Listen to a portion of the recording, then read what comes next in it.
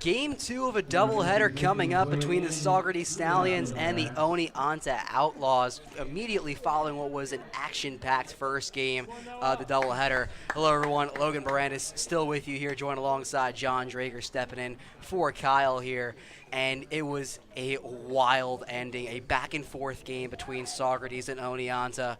And just a half hour later, we're doing it all over again. Yeah, we got to make up for that rain delay that happened on Sunday afternoon that postponed the first matchup between these two teams. And here we are. We're about to go 7 more innings. Could be chaos on the way soon.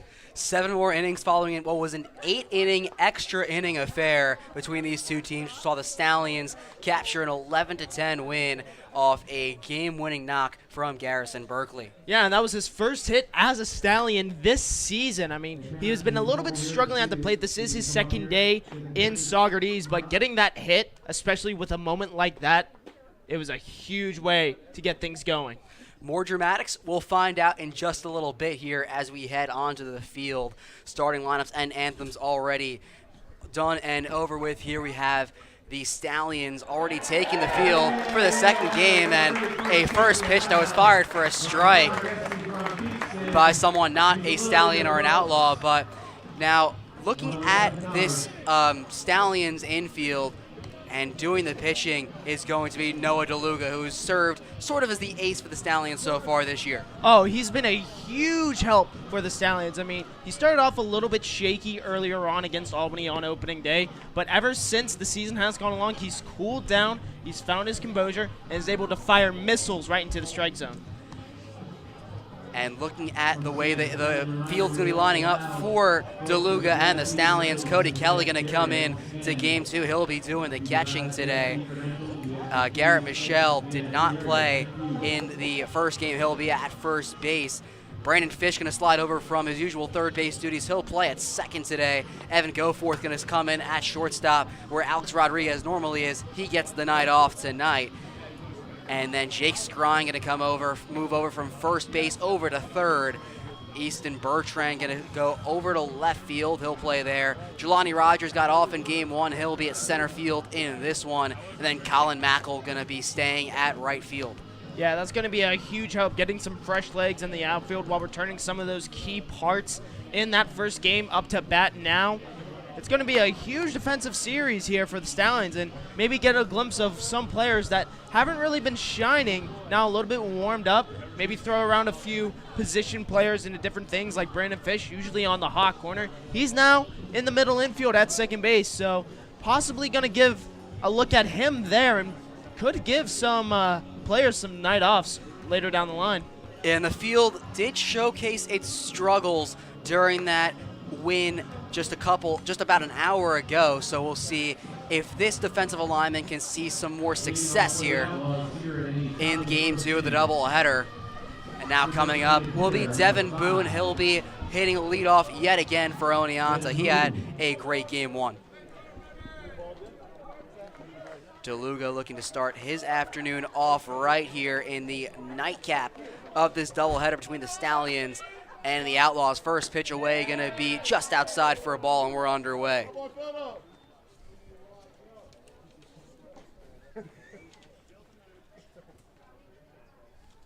Deluga firing into that 1-0 pitch, going to get in there for a strike. Deluga throwing his first strike of the night. That's what you need to start off with. Just getting into a 1-1 count and work from there. Know where the zone is.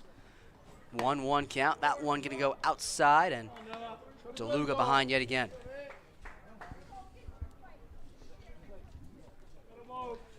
So Deluga looking to find some momentum early on here against these Outlaws. Now firing in that 2-1, and checking his swing was Boone. It's going to be called a strike regardless.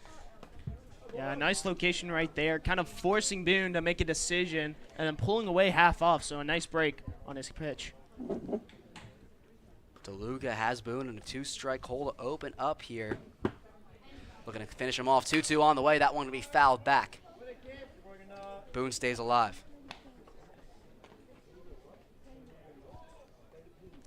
So we'll reset here. Boone going to play as the designated hitter in this one. 2-2 coming to him. That one be bounced in, and Kelly going to stop that one. Boone served as a third baseman in the last game. hitting the same leadoff spot. Went 2 for 3 with 2 walks and 2 singles. Full count pitch coming from Deluga. That one will be grounded out towards the first base side. Michelle going to bobble that one and unable to make the throw onto Deluga. Boone going to provide the Outlaws with a leadoff base runner. And there's still no one out here top of the first. Yeah, and that's just an unfortunate play right there by Michelle. Able to not corral the ball in the infield. Couldn't really pick that one up, flip it on over to Deluga. And right now, the Oneonta has a base runner on. And now that'll bring up Jelani Hammer, the extra hitter. Hit a walk-off sacrifice fly for Oneonta yesterday in their victory against Glens Falls. Deluga checks the runner at first, now fires in the first pitch, and that one's going to be bounced in and stopped by Kelly. Deluga coming in with a 1.29 ERA so far this season. Has pitched 7 innings and struck out 8. It's his first look at Oneonta this year.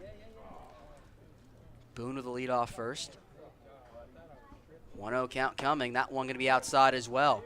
Deluga's struggling early on here. Yeah, it's going to be a little bit of a jitters. He had to rush his pre-game warm-ups, had to really condense that, and it could throw off a pitcher right now, and here's the result. This game being played about a half hour after the heroics in game 1.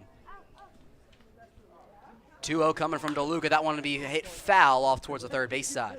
Yeah, that was a rocket down that third base line. Just Scrine couldn't really get to that, but Stallions are fortunate that that rolled off the line. Lots of different defenders playing in different positions, and Scrine just one of them playing at third in this one. 2-1 coming to Hammer. Boone on the run. He faked the run and ended up going back. So no action there on the ball. It's Deluga in danger of allowing his second straight base runner in this one. Finds himself behind in that 3-1 count.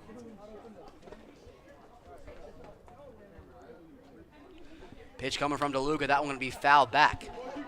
It's now full count incoming.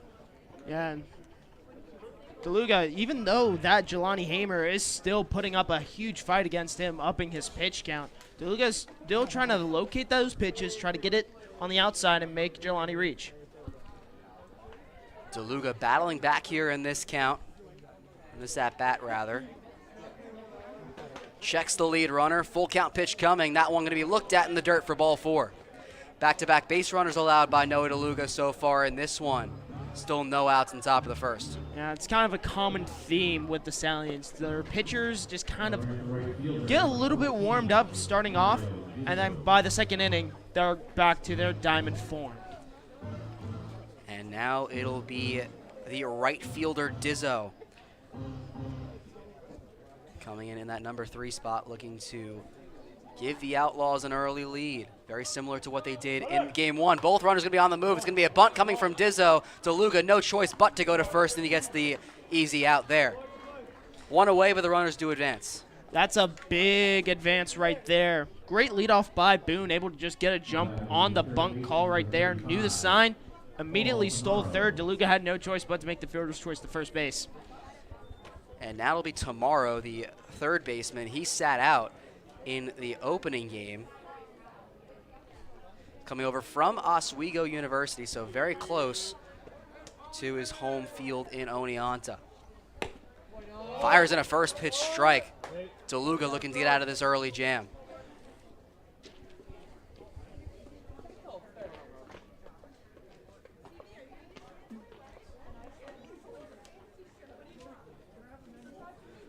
Oh, 1 coming from Deluga, and that one going to be taken low. Oneonta got off to an early start in the opening game, but Saugerties able to quickly bounce back, and we kind of had that little rotation throughout the entire game. Yeah, it was going back and forth, especially late into the game, but a little late game heroics by Berkeley getting his first hit, sealed the deal. Even count coming, that one going to be low and inside.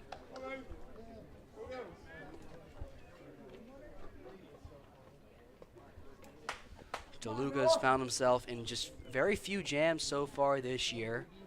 Now in one here in just the first inning of play. Fun stuff behind 2-1 and goes well inside again. Yeah, right now, Deluga, he's having trouble finding that inside edge. He's going a little bit low. Most of his pitches have gone near the dirt, but Kelly's doing a great job to prevent a pass ball. 2 runners in scoring position with 1 out here in the top of the first inning. 3-1 coming from Deluga. Takes that one inside for ball 4. Second walk allowed by Noah Deluga, and that leaves the bases juiced. Yeah, that's going to be a huge problem coming up now. Now that Ryan Weiss is coming up. Looks to be a big power hitter for the Outlaws. Ryan Weiss hitting the cleanup spot in the opening game, moving down to 5 in this one. He reached base in all 4 of his at-bats. He went 1 for 2. Now in a golden situation here for the Outlaws.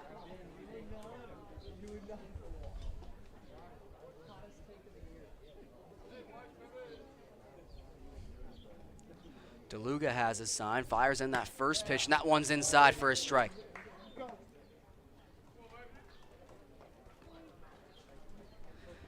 Deluga, a big strikeout pitcher, in need of one of those right now.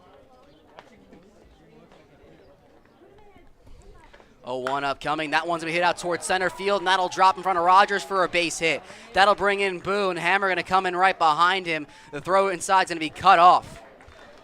A 2 RBI single for Ryan Weiss, and that's going to be a 2-0 lead for Oneonta. Yeah, that's a huge blow right there for the Stallions, but they've been in a similar position before. That happened the very first game earlier on today. Oneonta jumped out to a 2-0 lead, but the pitching and the bats slowly woke up as the game went along.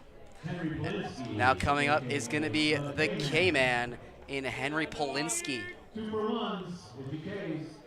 There was no K-Man in the last game. Not too many people struck out for either side, so didn't really mean too much for those wanting 2 for 1s as Polinsky fouls the first pitch back. Polinsky coming over from Emory College, hit .317 there and 28 RBIs. It's behind 0-1. Deluga still has 2 runners on. Checks back at the runner at second. Pitch incoming. That one be fouled off as well. So the K-Man in an 0-2 count, John. Yeah, and this is going to be something that's helping out the fans after sitting through a majority of what was game 1 and having that high intensity. They could use those 2 for 1s, Logan. Saugerties could use a strikeout, and the fans could as well. 0-2 pitch coming. Swung on and missed for strike 3. The K-Man delivers. It's a big strikeout for Noah Deluga. There's 2 gone here in the top of the first. And it looks like he didn't really want to swing on that one. He went around. His body was trying to pull back, but it was too late. His bat crossed the plate, and now the fans have 2 for 1s early on. Polinsky came into the day 1 for 16, now 1 for 17 following that strikeout. That'll bring up Trey Miller. It looks at the first pitch breaking ball for a strike. Miller playing shortstop in this one. He did not play in the prior matchup. Deluga looks back at the runner. Looks again. 0-1 upcoming to Miller. And that one's going to be right down the middle for a strike. Yeah, it seems like that strikeout really helped Deluga's confidence now. Even though he gave up 2 runs, he's slowly starting to figure it out and is acting like this is the second batter he's facing of the night. 2 for 1s helped the fans. The strikeout helped Deluga. 0-2 coming. That one to be fouled back. And it looked like Miller really got out in front of that one. Was anticipating more of a fastball, but Deluga decided to go off speed, low into the zone, and a very early swing caused that ball to bounce right into the Stallions' dugout. Miller starting the day 0 for 11. Looking to get his first hit with Oneonta on this at-bat. 0-2 coming from Deluga. That one fouled off to the first base side. See, that one, his swing was a little bit too late on that one. Just was expecting off speed, but instead got fastballed. So the sequencing is kind of confusing Miller. Miller, the 7th man to bat in this inning for the Outlaws. Deluga looking to escape the jam. Another 0-2 pitch coming from him. That one going to be fouled back. 3 straight foul balls for Miller. Yeah, Miller's trying to battle back, but Deluga's staying calm on the hill, just working his sequence and waiting for that right pitch to throw to try to catch Miller off guard. Deluga's starting to slow down his pace here. Thrown close to 30 pitches so far in this first inning alone. 0-2 on the way, and that one's going to be fouled again. Pretty much similar spot to the last foul ball. Yeah, it seems like Miller, he's constantly getting the green light until he can either get on base or end this half inning. Miller looking to keep the inning alive, coming over from Herkimer Community College. A couple Oneonta players coming from that college. Slow claps coming from the Saugerties bench. 0-2 pitch coming again. Swung on and missed for strike 3.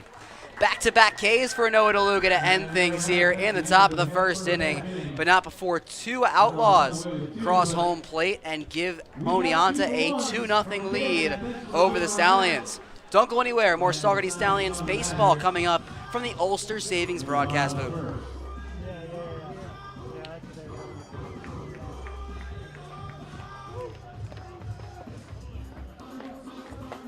Let's get some back today, boys.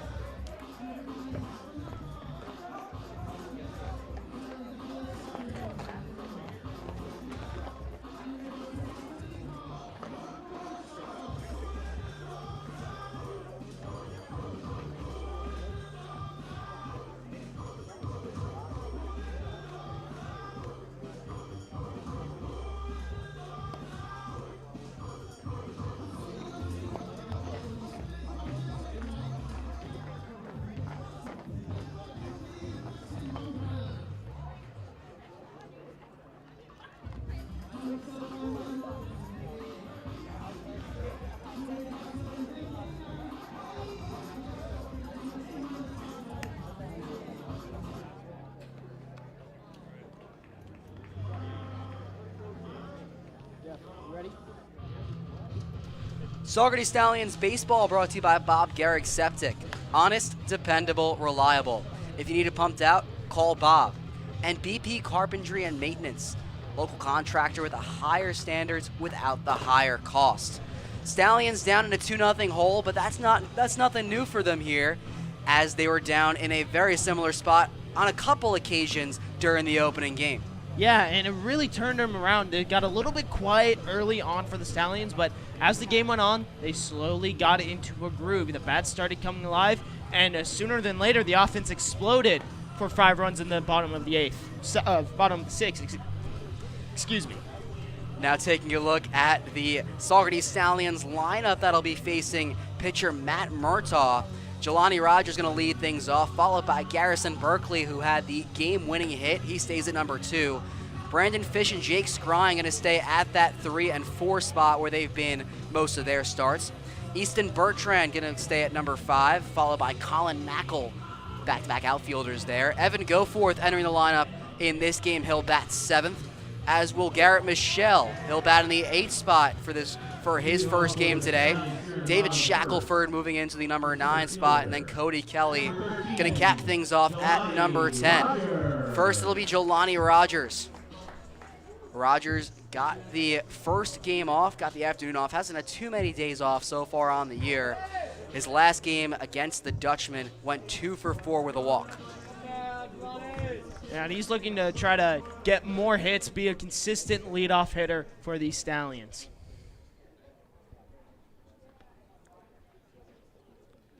First pitch coming from Murtaugh, and Rogers takes a big whiff at a breaking ball. Rogers a little early on that one. Yeah, just quite early on that one. It looks like he was anticipating fastball, but when it was off speed, so great decision to go. A little bit of a changeup right there from Oneonta. Murtaugh now gets set, fires that 0-1 into Rogers. Another big swing and miss at a breaking ball. 2 pitches, 2 early swings from the Stallions leadoff hitter.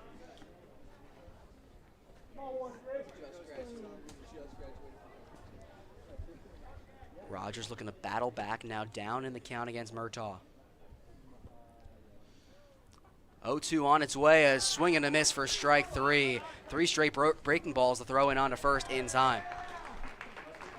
And it might be a change of game plan right there for Oneonta. Just knowing that the Stallions are going to bite on every fastball that they get, why not try to go 3 off speeds to catch him off guard? And now will be the hero from just about an hour ago in Garrison Berkeley. Had 2 hits, including that walk-off single in the 8th inning. Those 2 hits, the only 2 of his Stallion career, with this being his 3rd game of his Stallion's career. First pitch coming, and that one going to go low for a strike. First pitch taken by the Stallions so far in this one. It's going to be Murtaugh's first action on the mound for Oneonta so far this year.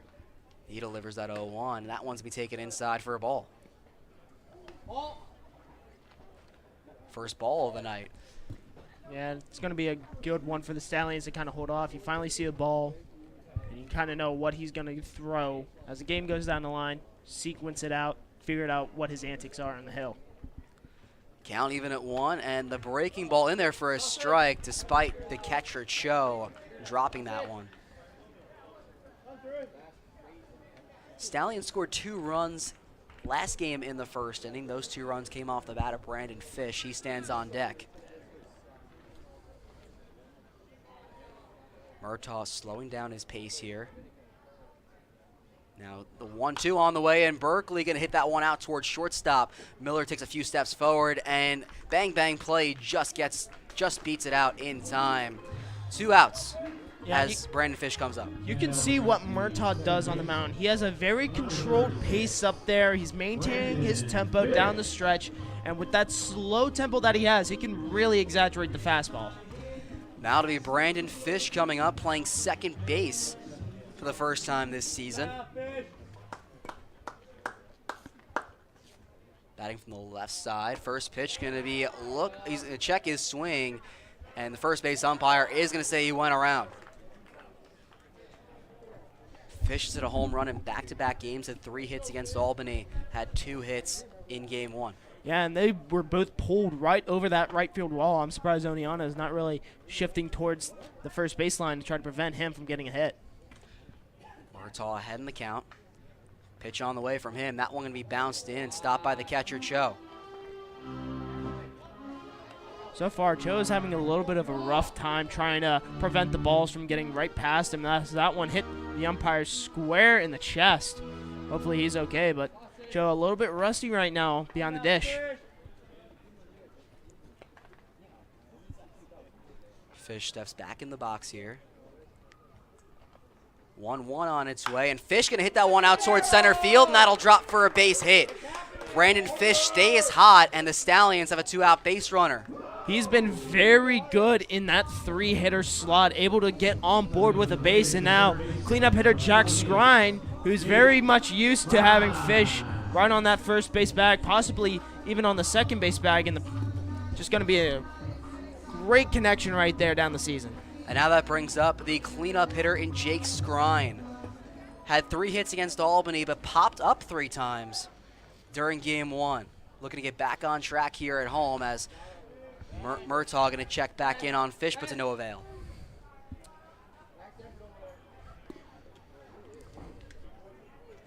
Skrine had a hit in every game he's played in as a Stallion except for game 1.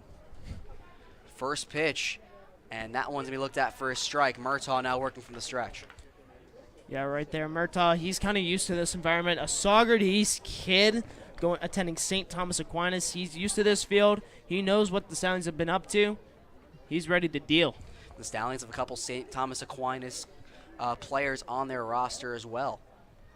Skrine behind in the count 0-1, and they'll check back in on Fish, and he slides back in safely again.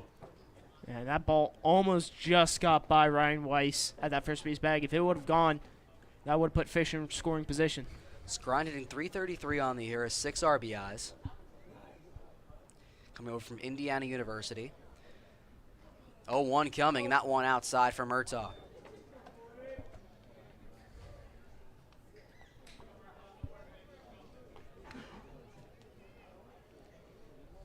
Murtaugh got the first 2 outs in Rogers and Berkeley relatively quickly. Went deep in the count against Fish, now trying to retire Skrine to keep the lead for Oneonta. from the stretch, fires, and that one's going to go low. Yeah, it's really seeming like that Murtaugh really wants the Stallions to try to chase down low into the zone and have them try to miss by a mile. Scrine remains ahead in the count. Easton Bertrand on deck, the left fielder for the Stallions. 2-1 coming from Murtaugh, and that one gonna just catch the outside corner for a strike. Actually, it looks like he missed that one for a ball. Looked like the umpire got up to call that one a strike, but kind of changed his mind midway through. Yeah, I thought that was a strike. It looked like it catch that outside. Nice off speed there, but the umpire just decided to make it a 3-1 count here. Fish on the move, 3-1, and Scrine gonna foul that one back. It's now full count pitch. And there's that aggression that the Stallions base runners have right there. A hit and run opportunity, but Scrine just fouls that one off. Now Fish most definitely going to be on the run again, with it being a full count, 2-out scenario. The infield moving back. Fish getting a big lead off first, knowing no one's there to cover him. Pitch on the way, Fish on the move, and Scrine at a swing and miss for strike 3. Stallions get a 2-out hit off the bat of Brandon Fish, but that's going to be all, as the Outlaws going to head into the top of the second with that 2-0 lead. Don't go anywhere. More Saugerties Stallions baseball coming up on the Ulster Savings broadcast booth.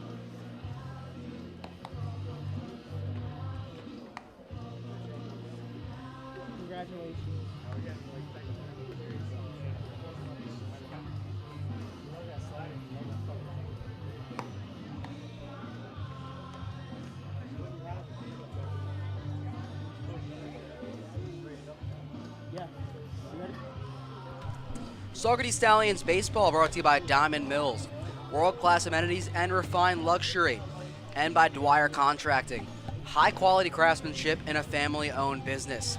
We now head to the top of the second inning in what is game 2 of a 7-inning doubleheader between the Stallions and Outlaws.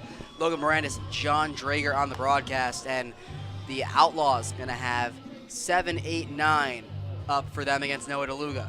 Yeah, and that's going to be a quick outing right here for Deluga. He slowly got into rhythm, striking out the last 2 batters he faced in Polinsky and Miller.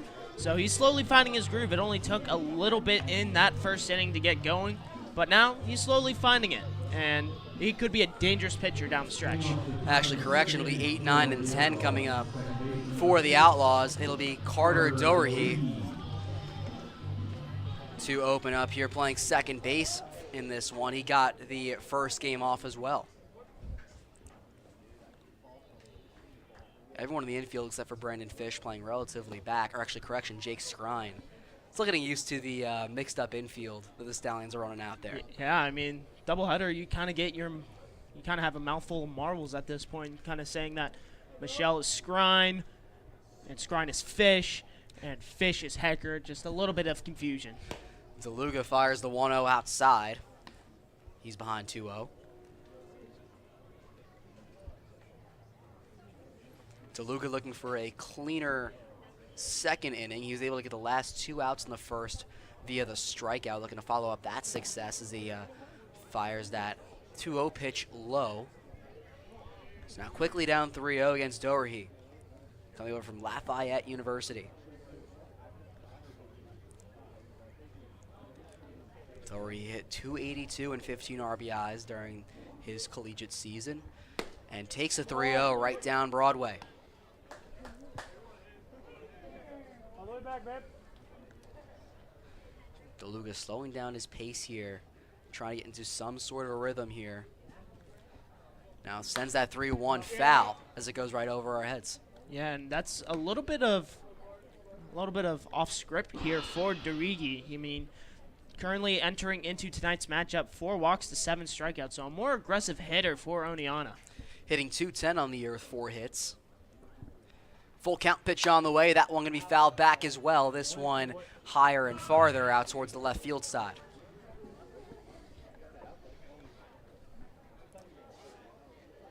These Oneonta hitters, they've been able to stay alive in these full count pitches.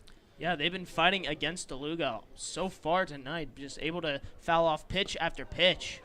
And that one going to be inside, so he doesn't have to fight anymore, and he takes the full count walk.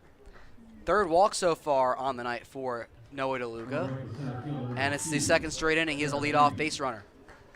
Yeah, kind of a rough start here for the Stallions, having 2 leadoff walks to start your pitching in this game, too, after an emotional game 1. It could be coming down from this high that they find themselves in. And now that'll bring up Grebe. Takes the first pitch inside. Trevor Grebe coming over from Cobleskill University. Hit .275 during his season there, playing at center field tonight. Ahead in the count 0-1. Pitch coming from Deluga is going to be low again. Deluga struggling to get ahead early in these counts so far. Yeah, it's kind of a little bit of a stretch that he finds himself in. He's slowly getting that little bit of rest, and it could be throwing him off his rhythm a bit. Deluga checks the lead runner in Doherty. Fires the 2-0, and that one will be fouled right into the Stallions' dugout. Yeah, looks like it might have just missed someone in that dugout. Obviously, all speculation. We have a terrible view of the Stallions' dugout if that's what we're trying to go for. Yeah. Not the best view. We might be right over top of them right now. We're over top of it, maybe a little bit wide right as well. And now runner going to be on the move, but that's not going to matter as Grebe gets hit by the pitch. So back-to-back runners reaching base here for Deluga, and that'll draw a mound visit from pitching coach Rich Doobie. Yeah, with Deluga, he seemed to be a little bit off his groove. Maybe he probably has that condensed pregame warm-up that he usually does. Since it got condensed, it's messing with his mind a little bit. Baseball players are very superstitious in how they want to do their pregame warm-ups, how they really want to get things going for themselves, and right now, it's really affecting Deluga. So Deluga going to meet with both Cody Kelly, the catcher, and Doobie. Still no action in the Stallions bullpen, so it looks like this inning is going to be all Deluga's. But right now, he's walked 3 batters, he's hit a batter, and he's allowed 2 hits. And the mound visit going to be over for, with Doobie and Deluga. And the number 10 hitter going to come up in Tyson Cho. Yeah, Tyson Cho from Herkimer Community College. Going to be a very interesting asset to see him come up with no outs and 2 runners on. Cho coming over from Herkimer Community College. Is originally from South Korea. Went to high school there as well.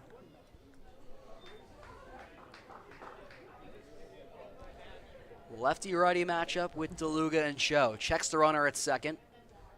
Gives it another check. First pitch coming to Cho, going to go low. Deluga continues to misfire.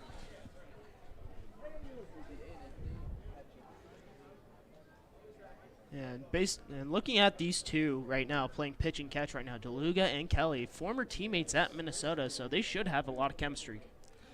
1-0 coming to Cho, and that one's going to be inside for a strike. Much needed from Deluga. Yeah, it's going to be huge getting those strikes going on right here. Cho just kind of staying patient at the plate, crowding it a little bit in that right-handed batter's box, hopefully trying to draw another walk or a hit by pitch. Even count at 1, pitch incoming. That one going to be fouled back and towards the Oneonta bullpen. Deluga has Cho in a 2-strike hole.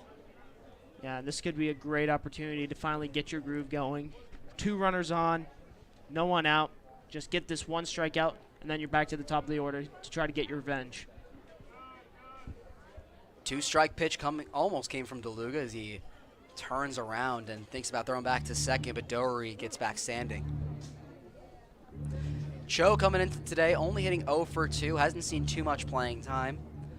Didn't play in game 1. 2-strike pitch from Deluga, and that one's taken outside.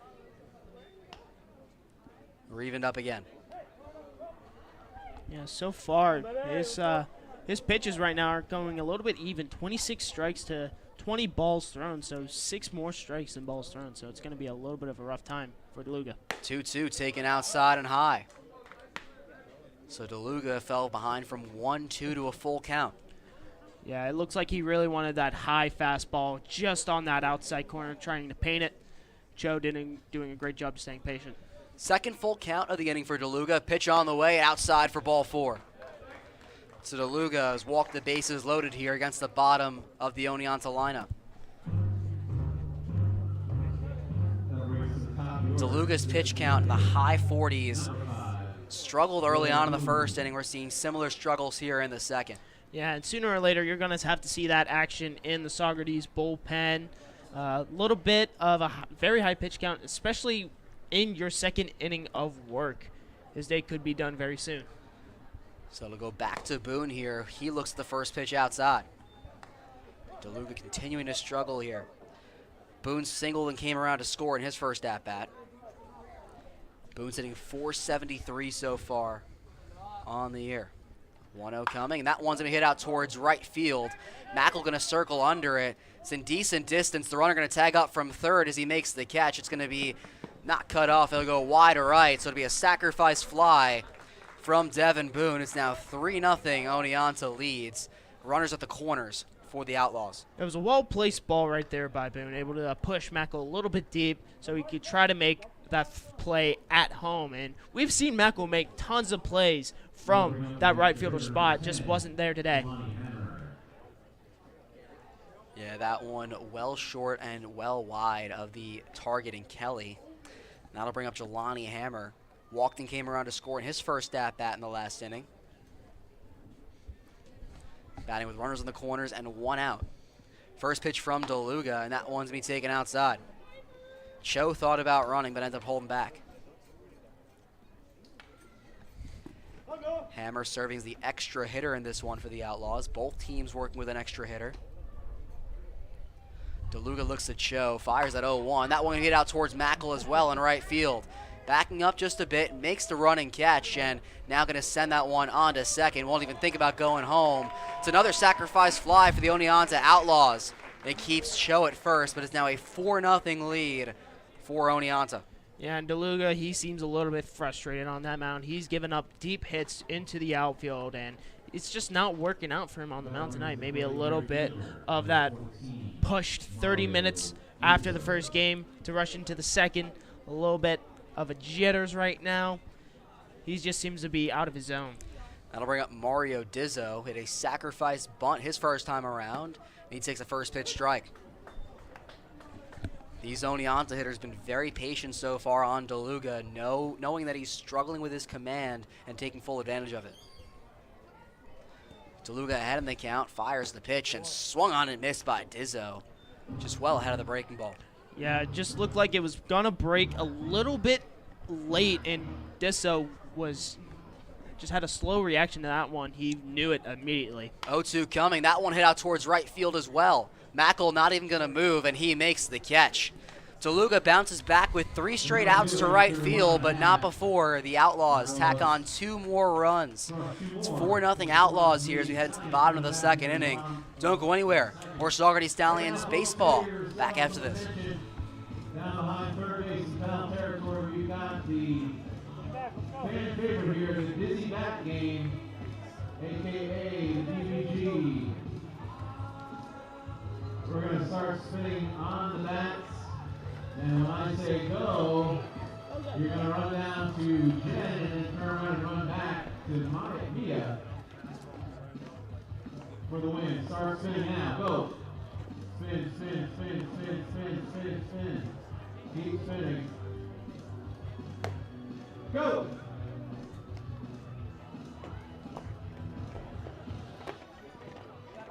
Gotta go back, gotta go back!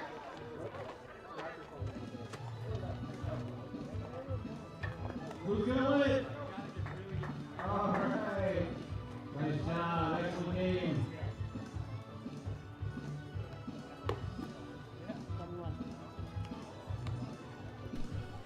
Saugerties Stallions baseball brought to you by Efro's Orthodontics, smile provider for your Saugerties Stallions. And by Emerson Spa, a hidden treasure in the Catskills. We now head into the bottom of the second inning. Stallions in a early 4-0 hole, going for the doubleheader sweep here against these Outlaws. What's gone wrong for them so far? So far, it's just been Deluga on the hill. He hasn't been able to locate his pitch as well. The Outlaws have been able to read what he's throwing. He's throwing it a little bit inside, trying to get some strike, and they're taking it for a ride outside, but they're also staying patient as well. They know that he's been missing the zone so far today, so they're letting him do the mistakes and taking advantage of it by taking free bags. And we'll see if the Stallions can get some runs back here, starting out with the number 5 hitter, Easton Bertrand. First pitch coming to him, going to be taken outside. Bertrand in that last game went 1 for 3, had a single in his first at-bat, but that was it. Now up 1-0 and fouls the next pitch back. Bertrand playing left field in this one for the Stallions. They've been moving around their outfield throughout both of these doubleheader games, trying to find the best combination possible. Yeah, and originally it was ruled by TJ Adams and Jelani Rogers with the left field and center field battle, but those two worked out. They're going to separate those two and try to have both of them try to lead this collective outfield that they find. Count even, and Bertrand fouls it back again. And you see Bertrand, he's getting more and more aggressive as the at-bat goes along. He's swinging for everything. He's been given the green light, and he's trying to take advantage of it. Bertrand so far 1 for 8 to open up his career as a Stallion. That one hit came in the last game. Now behind 1-2 against Murtaugh. Pitch on the way, and that one's hit out towards second base, but Doherty going to make a running grab out to his right, and that's the first out. Yeah, it was a well-hit ball, but it just kind of died out right towards the downfall of it, and it was just short enough for Doherty to just close his mitt on it. Now that'll bring up Colin Mackel. He hit in the number 5 spot in the last game, and he reached base in 3 out of his 4 at-bats. Only had 1 hit in that last game, though. Looking for more success today.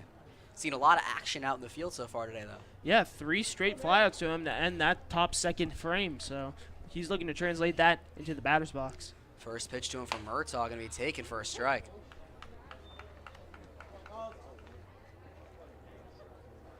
Mackel been slowly improving on his average after getting off to a slow start. He's gotten a hit in the last 3 games he's played, including a 2-hit night against Amsterdam right here. 0-1 coming to him. Mackel going to foul that one back. It goes off the catcher's mitt and then goes into the backstop. I mean, with Mackel, we've seen how he has that pop straight off the bat. It's very explosive right off the barrel. A little bit lackluster, but it's been there. He's now behind in the count 0-2. Murtaugh has the windup, and here it comes. And Mackel can hit that one out towards second, and that'll go in the outfield for a base hit. Colin Mackel continuing his success. He's hit safely in 4 straight games. Yeah, that's a huge single right there for Mackel. As we mentioned, straight pop right off the bat. Dorigi couldn't get there in time. And now the Stallions have a runner on base to work with. And now it's the shortstop, Evan Goforth, playing in a spot that Alex Rodriguez has played in all but 2 games. Both of those games have been started by Goforth. Yeah, and Rodriguez, after his play today in Game 1, he's going to take a little bit of a rest to prepare for tomorrow. Goforth has a hit in just 1 of his 4 games so far. That came against Albany, as the throwback going to be not in time. Mackel slides in safely. Goforth had the first game off. Now his first pitch on the way. That one's going to go high. Yeah, and Joe's telling Murtaugh to just ease it down a little bit. You're getting a little bit too out of control. Just calm down and let your pitching do the work for you. Murtaugh had a very quick first inning, which included 2 strikeouts. It's behind on Goforth 1-0. Pitch on the way, and Goforth going to take that breaking ball right down Broadway.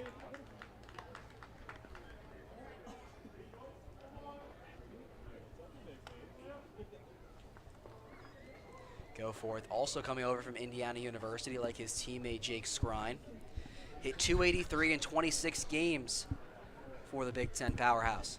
And it hasn't really translated over here into this New York atmosphere. He's taking a look here in his few appearances for the Stallions. He's just hitting just shy of 100, 063 on the year. It's behind on the count 1-2 after taking a big whiff at a high heater.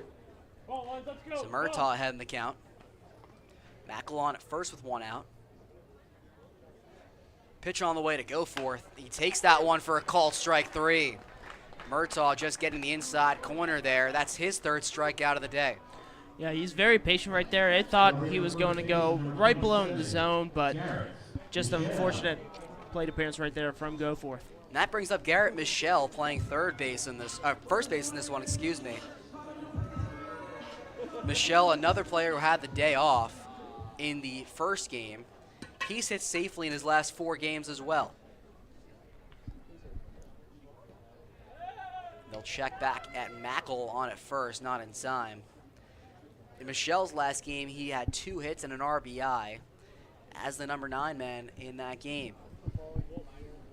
Served as the team's extra hitter, the first time the Stallions use an extra hitter all year. First pitch coming to him. That one going to be bounced in. That'll get wide left of Joe. Mackel going to take second, no problem. Thinks about going to third. And I think it went out of play. So Mackel could not move up anymore. Yeah, it seemed like Cho really lost that ball. He was scurrying around. It hit right off his gear. He thought it went straight behind him and turned right around, ball facing back. He turned to his dugout first. And then before he knew it, that ball was out of play. So Mackel moving into scoring position. And Michelle ahead 1-0 in the count. Still 2 outs here for the Stallions offense.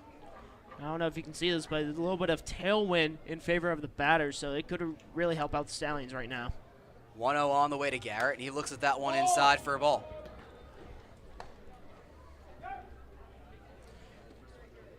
And after game 1, with the amount of walks the Stallions took late, that Stallion bench, every time there's been a ball thrown, been just a little bit louder every time. Oh, definitely. They're trying to get into Oneonta's head right now, and with a young pitcher like Murtaugh, it could work. Michelle looks at a pitch in the inside corner for a strike. So Murtaugh getting back in the strike column. Yeah, he seemed to be a little bit antsy on the hill, just a little bit flustered, especially with the advancing base runner. Murtaugh finally has a sign he likes. Mackel being held at second. Infield playing back on Michelle as time is called by the home plate umpire. Yeah, it seems like Mackel was trying to play mind games right now with the young pitcher. Just kind of leading off, staring right at him and learning what he's going for in his mannerisms before delivering. Murtaugh looks back, and the 2-1 pitch going to be right in there for a strike on the breaking ball. So 2-strike hole for Michelle. Come on, 2-7 ready, bub. Garrett hitting 277 on the year so far as 3 RBIs. Yeah, he's been a very good hitter at times, especially in crunch time for the Stallions. 2-2 pitch upcoming. Michelle takes that one high. So Mackel going to be on the move with it being a full count and 2 outs. Michelle, one of the younger hitters on this team alongside TJ Adams, another high school senior, going to be attending Virginia Tech following the season. And the young hitters for the Stallions have been very good for Colin Martin. Full count pitch, and that one's high for ball 4. Mackel wasn't on the move, but nonetheless, the inning stays alive. And that's that patience right there. You hear it from the Stallions bench. Immediately, as soon as that was caught by Cho, he knew it was a walk, and the bench agreed. Now it'll be David Shackelford coming in as the team's extra hitter in this one. Saw some rare power from him, at least compared to the start of the season. Hit a clutch home run late in that game to give the Stallions the lead prior to the extra innings. And he takes the first pitch breaking ball for a strike. And without that home run, I mean, we could have had a longer time in between both games. I mean, this second game was originally slated at 7:05 first pitch, but his 2-run homer really extended things out a lot longer. I'm sure the Stallions will take the win as Murtaugh going to step back as Mackel was dancing off second. Yeah, mind games right there from Mackel trying to help out Shackelford, try to unload here to get some runs scored for Saugerties. 0-1 pitch going to be fouled back by Shackelford, just got under it. He did. It just a little bit of a low cut right there. He looked like it was going low into zone, but it could have rose just at the last second. Shackelford hitting .263 on the year, 5 for 19. Had that home run and also has 3 RBIs on the year. Foul up now, let's go. Come on, 5. All 3 of those runs came on the home run. He's behind in the count 0-2 is Shaq. Pitch on the way, and Shackelford gonna hit that one out towards shallow center field. Miller racing back into the outfield. He makes the grab for the final out. Stallions get 2 runners on, but that's gonna be it as we're through 2 here at Cantine Field, with the score being 4-0. Outlaws hold the lead. Head into the top of the 3rd now. Don't go anywhere. More Saugerties Stallions baseball coming up from the Ulster Savings broadcast booth.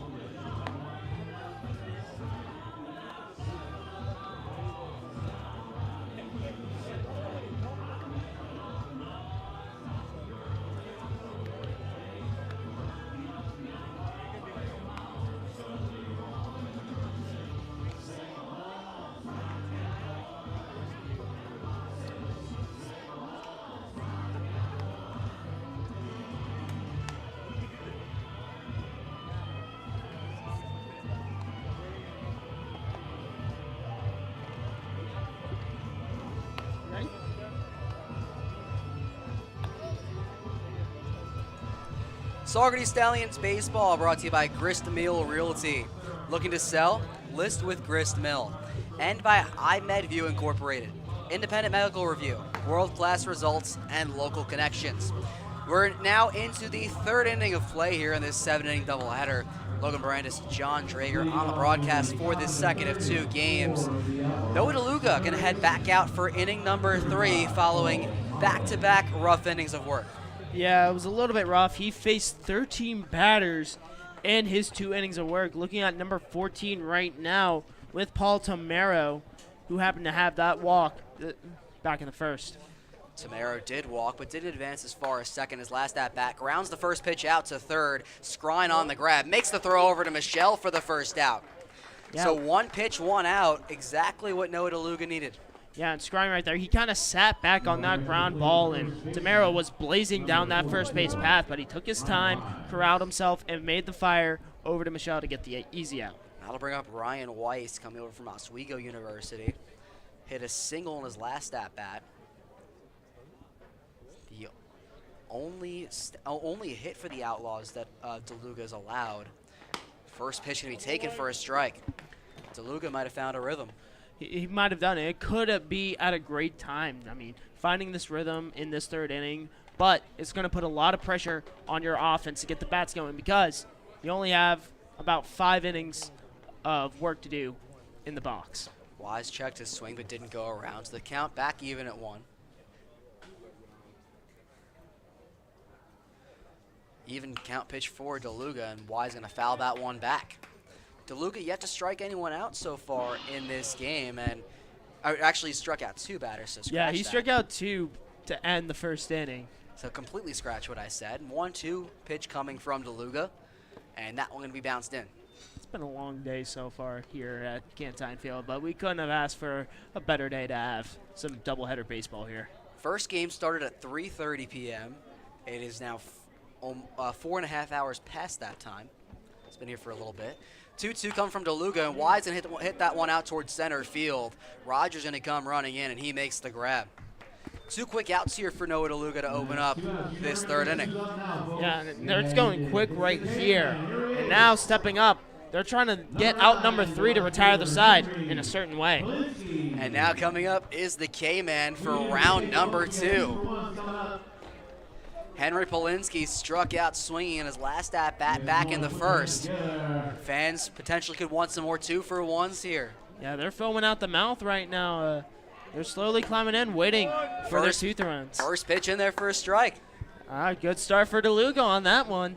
33% of the way there to those 2-for-1s. 0-1 coming from Deluga, and that one's going to be fouled back. 2 pitches, and the K-man in that 2-strike hole.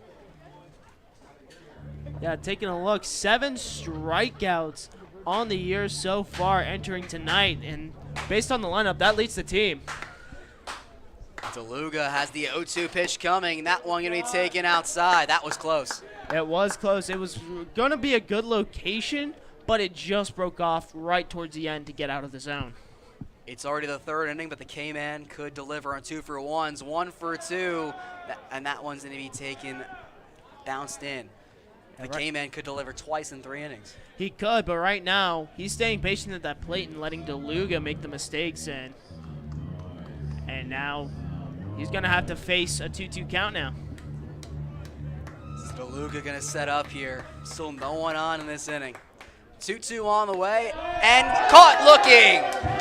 It may be a shortened game, but the K-man has already struck out twice. Fans have their 2-for-1s again, and Deluga has a 1-2-3 inning. And that's a huge 1-2-3 inning right there for the Stallions. Let's see if they can get the bats going here, folks, heading to the bottom of the 3rd. Don't go anywhere. Saugerties Stallions baseball coming back after the break.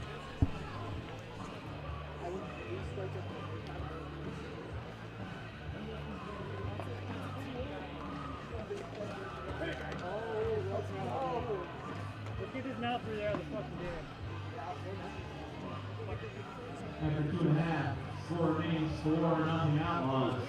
Stallions got to put something on the board here in the bottom of the 3rd. Let's make some noise. Who's out there? Everybody here tonight? Put your hands together if you like the Stallion. Let's go. Make some noise. K-man just struck out.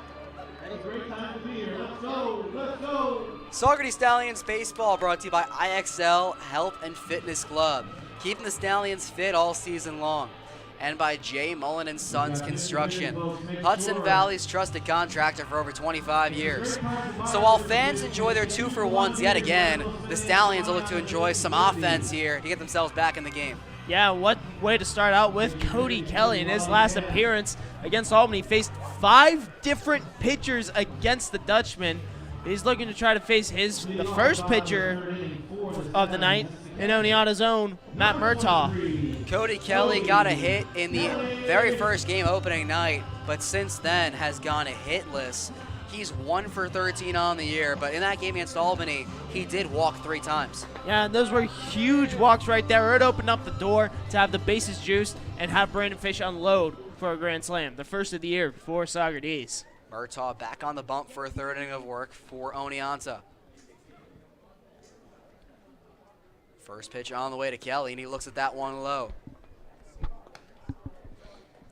Kelly coming over from North Iowa Area Community College. Before that, it was Minnesota.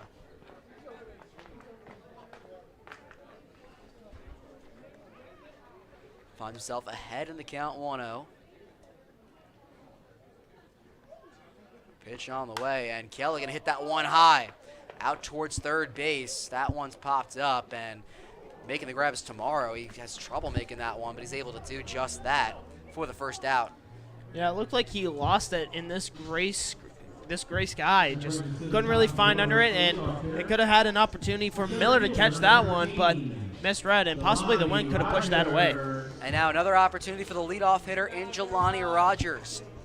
Was fooled on 3 straight pitches to open up the day. He struck out. Looking for better success in his 2nd at-bat of the night. First pitch to him going to be taken for a strike. So Jelani takes the first pitch but doesn't find better success in terms of working the count. No, he's kind of staying patient at this point in time, and I think Murtaugh knows that, so he's going to take advantage of getting it right down the pipe. Murtaugh ahead 0-1. Fires, and Rogers checks his swing, and he did not go. It's the first ball Jelani Rogers has taken so far tonight. It looked like he really wanted to take a hack at that, but pulled back right at the end. Rogers hitting 300 so far in the year, is 2 RBIs. One on the way. Rogers going to foul that one back. Just swung a little too early. A little too early. It looked like he just got right over it because it seemed to go straight down and then out. Murtaugh has only thrown 40 pitches midway through this 3rd inning.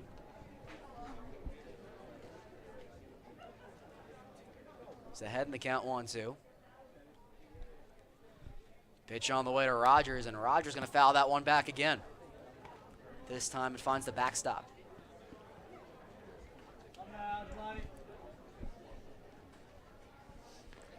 Both sides didn't go too deep into their bullpen despite it being an extra inning game. Only used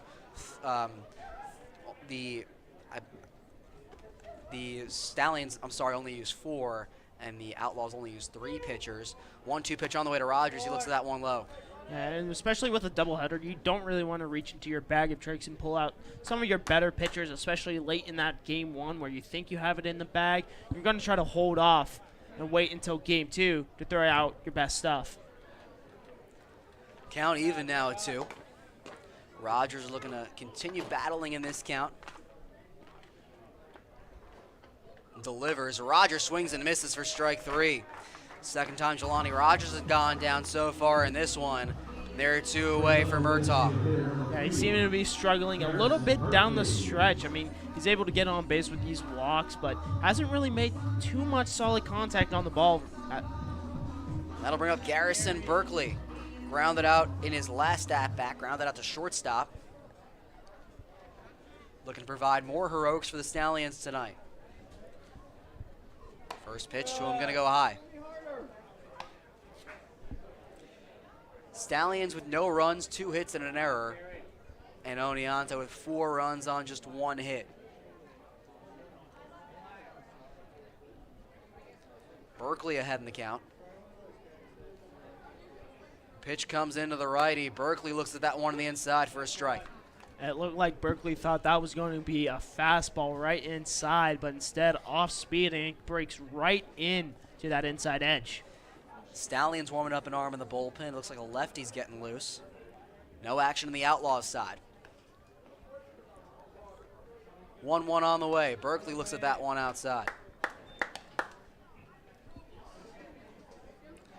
Berkeley coming to this one hitting 1 for 7 on the year. There's 1 RBI coming on that extra innings hit.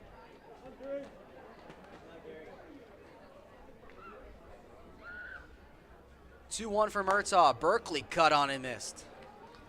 Yeah, that was a big hack right there by Berkeley with that high-rise fastball going up into the zone and well-placed pitch. Murtaugh has fired twice as many strikes as he has balls. 32 compared to 16. Deuce is wild at 2. Berkeley going to hit that one high, racing foul towards the third base side, and that'll drop out of play. Berkeley still in it. Yeah, and he's doing a great job just trying to get at least some contact on the ball, staying alive, giving the Stallions a chance because what they do best is that 2-out magic. We saw it in the last game, managed to get 5 runs scored with 2 outs in the bottom of the 6th. They managed to do it again in the bottom of the 8th to win the game. 2-2 count coming again. Berkeley takes it high. Another full count pitch. So far, Murtaugh has only allowed 1 walk to the Stallions hitters. That came against Garrett Michelle. Looking to avoid number 2. He's looking to avoid also hit number 3 on the night. Full count pitch upcoming, and Berkeley takes that one for a called strike 3. 5th strikeout of the night for Murtaugh. And that ends things here in the 3rd inning. Stallions still in a 4-0 hole as we head to inning number 4. Don't go anywhere. More Saugerties Stallions baseball coming up here after the break.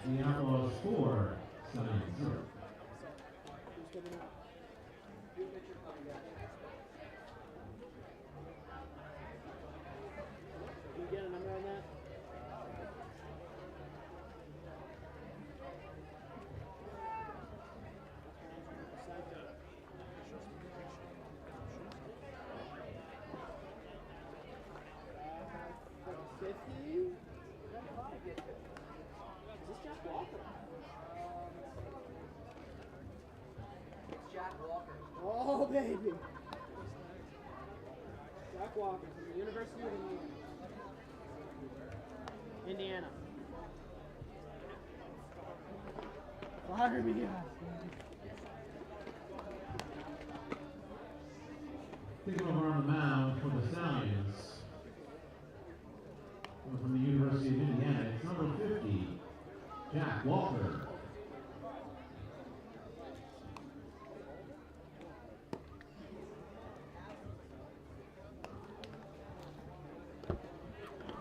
You ready?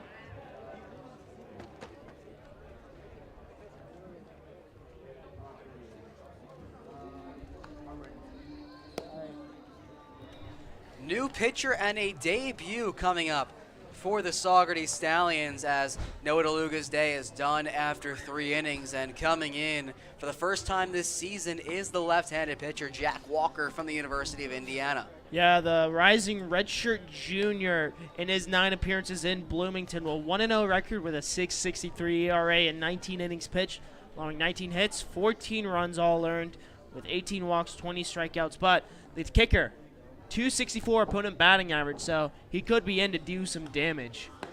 And Walker looking to eat some innings after Noah Deluga only went 3 innings. Walker did start 1 game in Bloomington during the last season, and he won't be in Bloomington coming into next year. He's entered the transfer portal. He did so right before the Perfect Game Collegiate Baseball League season opened. Yeah, well, it's going to be a good pitcher here. He's trying to make his name known, and with some possible scouts being here tonight, he could make a huge difference in where he's going to land. Yeah, Walker was a highly touted prospect coming into college. He was ranked as the number 5 prospect, a number 2 left-handed pitcher in Indiana by Perfect Game. Yeah, and the Stallions know him really well. This is his 2nd stint with them, and last year, 4-0 with a 3.81 ERA in 11 games. Started 3 times, and in 26 innings of work, 48 strikeouts, 26 balls, and he started in one of the postseason games for the championship team. And of course, ended that season with a ring and was responsible for that banner we see out in center field, which is a lot more visible with the overcast skies today. Yeah, you can really see the 2021 champions right here, and a nice little gradient going down the Stable Club roof. So the first hitter set to face Walker going to be Trey Miller. Was the 2nd of 3 strikeout victims from Deluga back in the 1st inning. Now getting set to hit here in the 4th. First pitch from Walker right down the middle for a strike. Walker providing some length out in the pitcher spot. He is a big guy. Oh, yeah, 6'6 feet, lanky arms. He can really get some whip behind his pitches. 0-1 from Walker, going to be taken low. Some would say behemoth. Yeah, a little bit of behemoth. I think the Stallions earlier this season faced a 6'7 pitcher, if I'm not mistaken. Forget which team that was, but it was pretty big. Count even at 1 for Walker. Pitch coming. That one would be fouled back by Miller. Do have a question, though. Does height really have a big advantage on the mound? I mean, just in terms of the windup, possibly. Possibly. Maybe more leverage in his throwing motion. My answer for that question is it doesn't hurt. It definitely doesn't. I don't think height really hurts anything, especially in the athletic world. 1-2 coming from the lefty, and that one going to be hit out towards shortstop. Colcourse running in quickly, sends it on to first. Did he get him in time? And he's safe. They're going to say Michelle was wide off the bag. Yeah, it seems like Michelle has a few thoughts that he wants to say to that first base umpire. He thought he was on, but I couldn't really see his foot moving off right here. Either way, it looks like Miller could have gotten into first base safely, but it was almost an Indiana to Indiana connection in a way, as Walker sent that one over to Goforth. But now it'll send up Doherty. He walked and came around to score in his last at-bat in the 2nd. Walker in a quick jam here early on, sends the first pitch right down the middle for a strike. Carter Doherty coming over from Lafayette University. The rising sophomore. Yeah, started 48 games right there in Lafayette with 27 runs. Miller to his on the name. move. Kelly up to send it on to second. Miller came up standing, and it looks like they're going to say he's safe.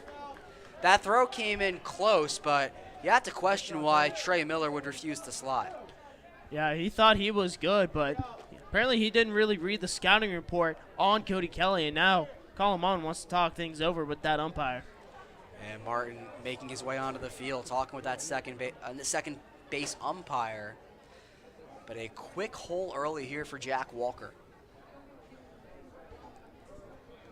And really, he's pitched well so far. The jam he's in, not really through any fault of his own. No, not at all. It seemed to be very close plays made by the Stallions, but the umpire is just not giving them the benefit of the doubt. Martin's still out on the field to have a talk with that second base umpire. Tension, it's not really a heated conversation. It's more of just kind of like an explanation going on. Martin making his way off the field as Miller remains at second. I think this is the second time this season that we've really seen a pause in the action to see a head coach talk to the umpires to get an explanation. So now we're back underway here. Doherty has the count even 1-1. Walker looks back, fires the pitch, swung on and missed. Strike two. Nice little break right there on that ball, just kind of going high and then dipping right low, very late. Walker has Doherty in a 2-strike hole. Doherty hitting .210 so far on the year. Walker has his sign. Checks back at the runner, 1-2 on the way, and that one's bounced in, and Kelly loses it, and Miller gonna have a free ride over to third on the wild pitch.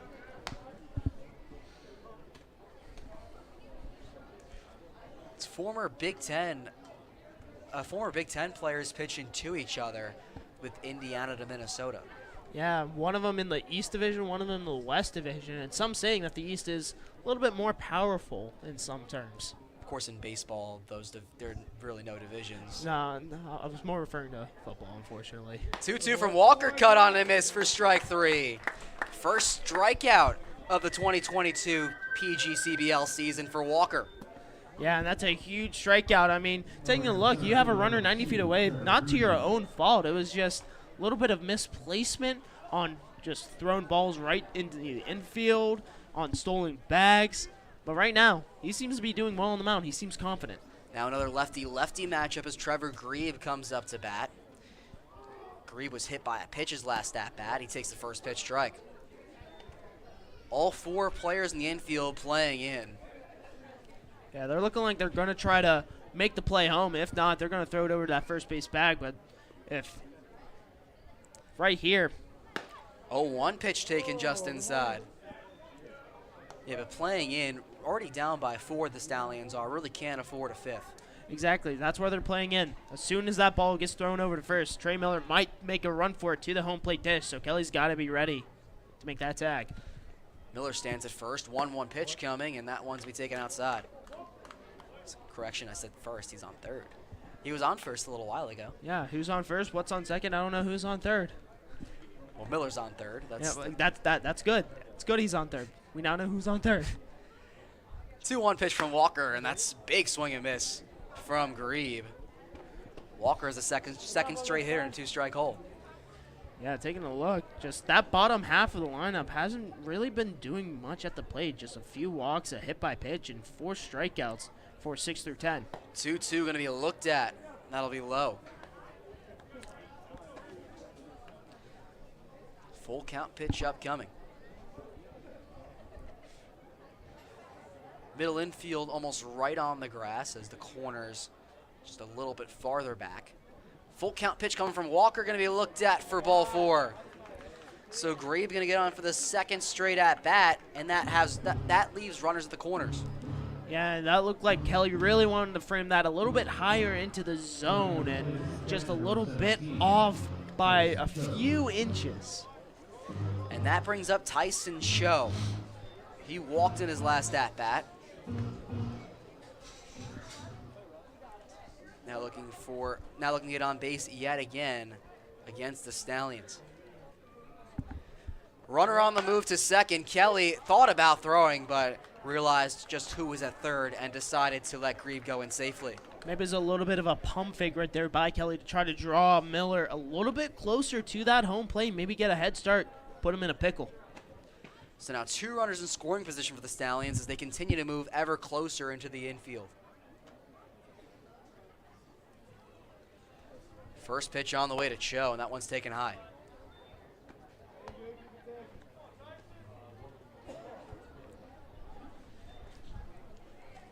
During his last season at Herkimer Community College, Cho hit 125 with 1 RBI. 1-1 pitch coming to him, and Cho gonna foul that one back. Kelly was almost able to glove that. They went just right of him. Yeah, it seemed like Cho really wanted all of that one. He was walking off. He was like, man, I wish I would have gotten a little bit more barrel on that because that would have been flown into the outfield for 2 RBIs. Walker looking for his second strikeout of the inning. Looking to keep the runners stranded here. 1-2 coming from Walker, and Cho gonna think about swinging, but he's able to resist, and that pitch misses high. Yeah, it looks like it was in the right spot for Cody Kelly. He wanted that high fastball. He got it, but it was just off that corner. Cho still battling here, count even at 2. Pitch on the way, and that one just inside. And it seemed like Cho thought it was strike number 3 right there, but the umpire giving him that extra life in the box. Another full count, forced by Walker as he calls time.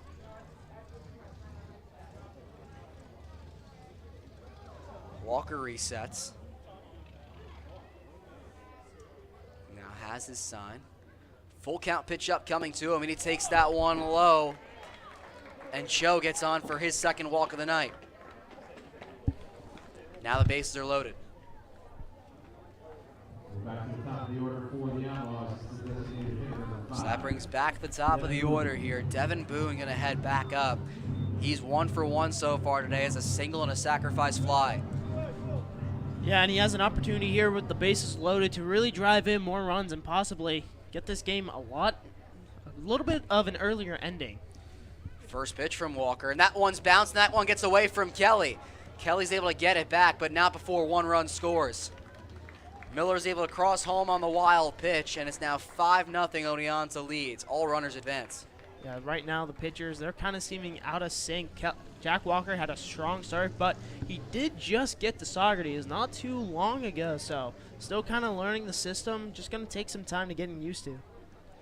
So now 2 runners in scoring position, still with 1 out here for Saugerties to deal with. 1-0 pitch coming to Miller, and he takes that one for a strike. Actually, correction, that was Boone.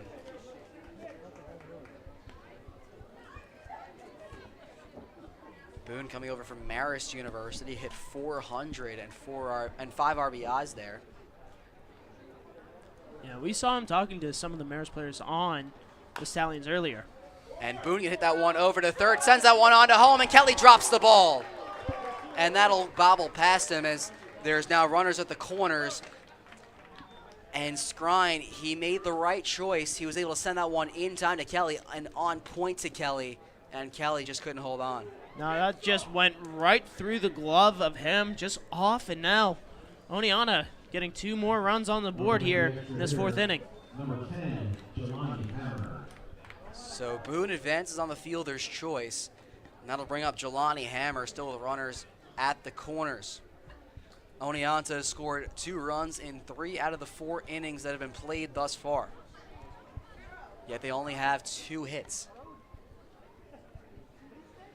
First pitch from Walker, and that one's hit far and foul off towards the left field side. Yeah, it looks like Hamer just got a hold of that one, able to just take that one for a ride, but far foul. So Walker having a rough welcoming to Saugerties this season. So he has his sign. He's ahead on Hammer. Runner on the move to second. Kelly won't even throw. It's been a rough inning for Cody Kelly, but smart decision to hold that runner. Yeah, with the runner back on third, an opportunity to have a 7-0 lead heading into the bottom of the 4th. You kind of want to limit the amount of runs that cross home plate. It was a strike to Jelani Hammer, so Walker ahead 0-2. Pitch on the way to him, and Hammer swings and misses for strike 3. Hammer just couldn't catch up to that breaking ball from Walker, and there's 2 down. Yeah, and a huge strikeout right there, only to try to stop the bleeding just for a little bit, and hopefully the offense can get something going here. And now Mario Dizzo stepping up. It's 0 for 1 so far today as a sacrifice bunt and a flyout. First pitch coming to the lefty, and that one's high. Dizzo hitting .333 on the year, 6 RBIs. Yeah, taking a look at his last game out, which was here, he was able to bring in 2 runs on an E6 by Rodriguez to tie this thing up at 8 apiece. 1-0 from Walker is high. That's Cho getting a big lead off third base.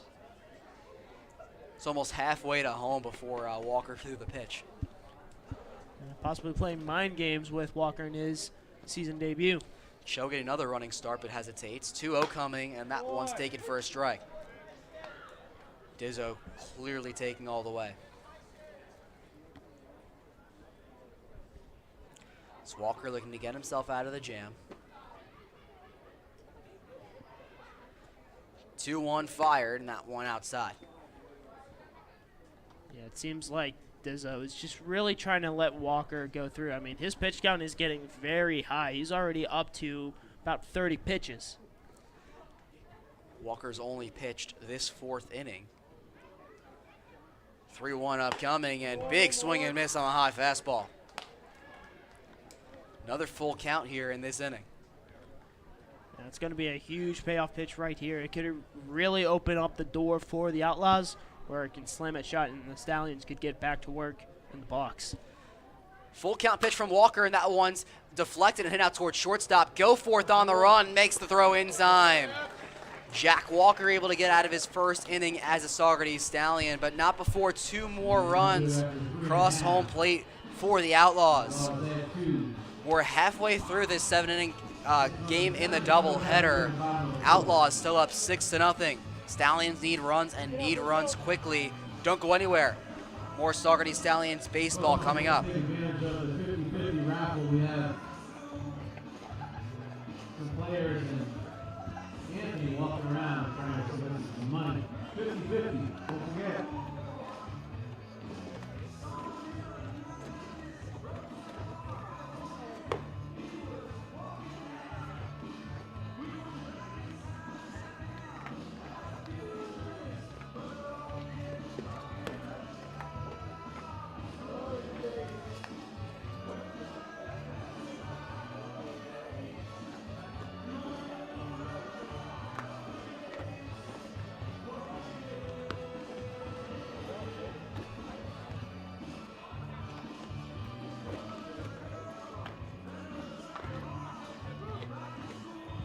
Ready?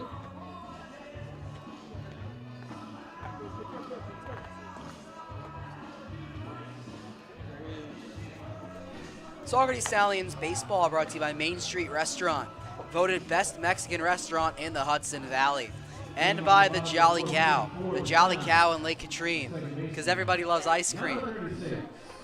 And now the Stallions looking for that sweet sensation of getting in a run as they find themselves in a 6-0 hole, and Brandon Fish stepping up to the dish. What a better batter to bring up to lead things off than Brandon Fish. He's been on an absolute hot streak right now with a home run in each of his last 2 games. Has one of the 2 hits for the Stallions so far in this one. Singled his last time up back in the first. He's 1 for 1.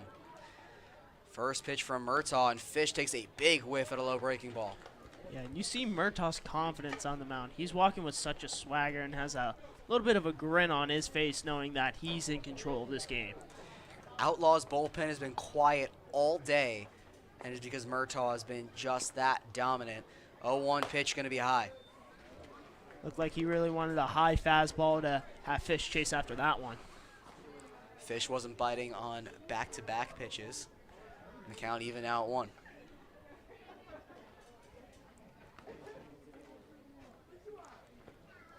Murtaugh sends in the 1-1, and Fish going to pop that one foul, and that'll go out of play as Cho gives that one a quick look. So Fish in a 1-2 hole. He's boosted his average up to .433 on the season. He's 13 for 30. Now the lefty trying to battle back here against Murtaugh for a second time. Yeah, and you mentioned his batting average. It's now 7th in the East Division.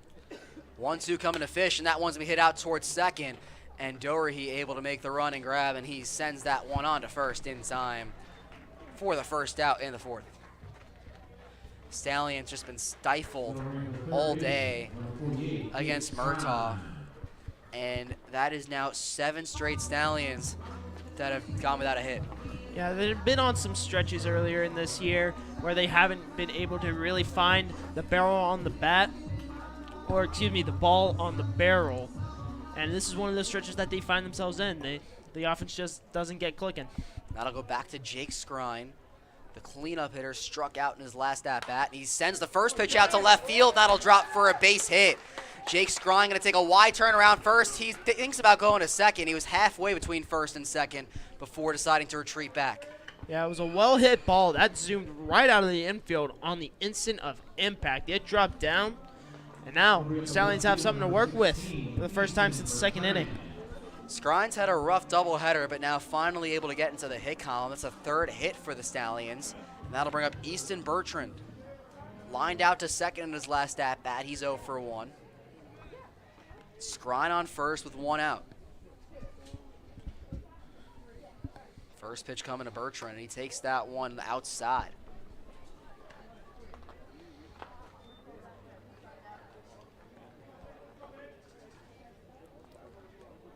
Stallions looking to cut this deficit built by the Oneonta offense as Skrine able to get back in safely at first.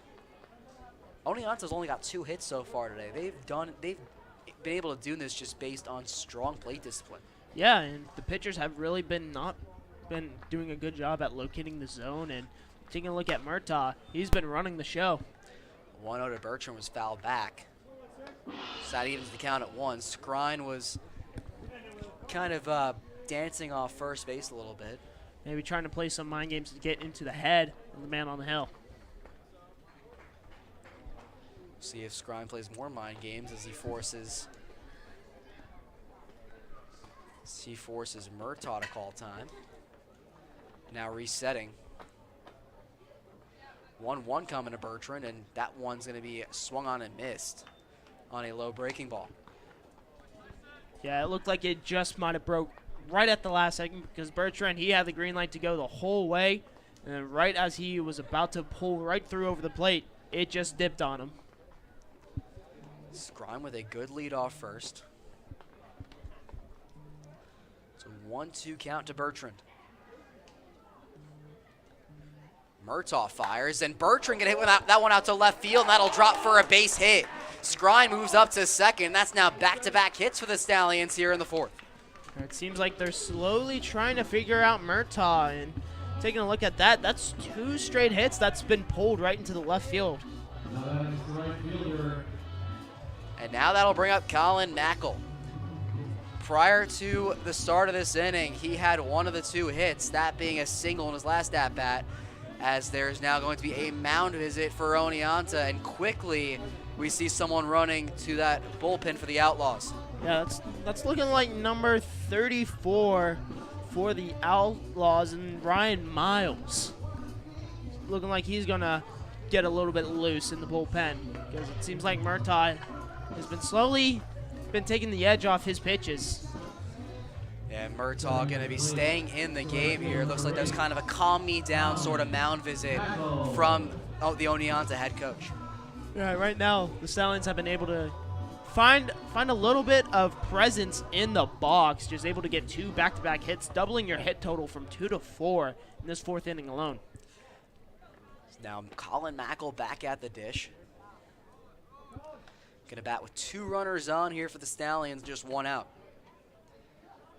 Murtaugh looks back at second. Both runners on the move as the pitch going to be taken for a ball. Skrine gets in standing, and the pitch and throw goes down to Bertrand. He gets in safely. Double steal works to perfection for the Stallions, and they have 2 runners in scoring position. Yeah, and that's that aggressiveness that Adam Cray is on that third base bag. Able to call the double steal immediately and just have 2 runners in scoring position to get some life in the offense. Adam Cray is aggression. He's been aggression all year. Might want to trademark that.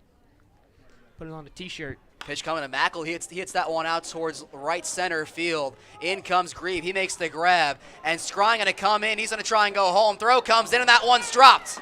Sacrifice fly for Colin Mackel, and that's going to be the first run for the Stallions, as Bertrand also able to advance to third.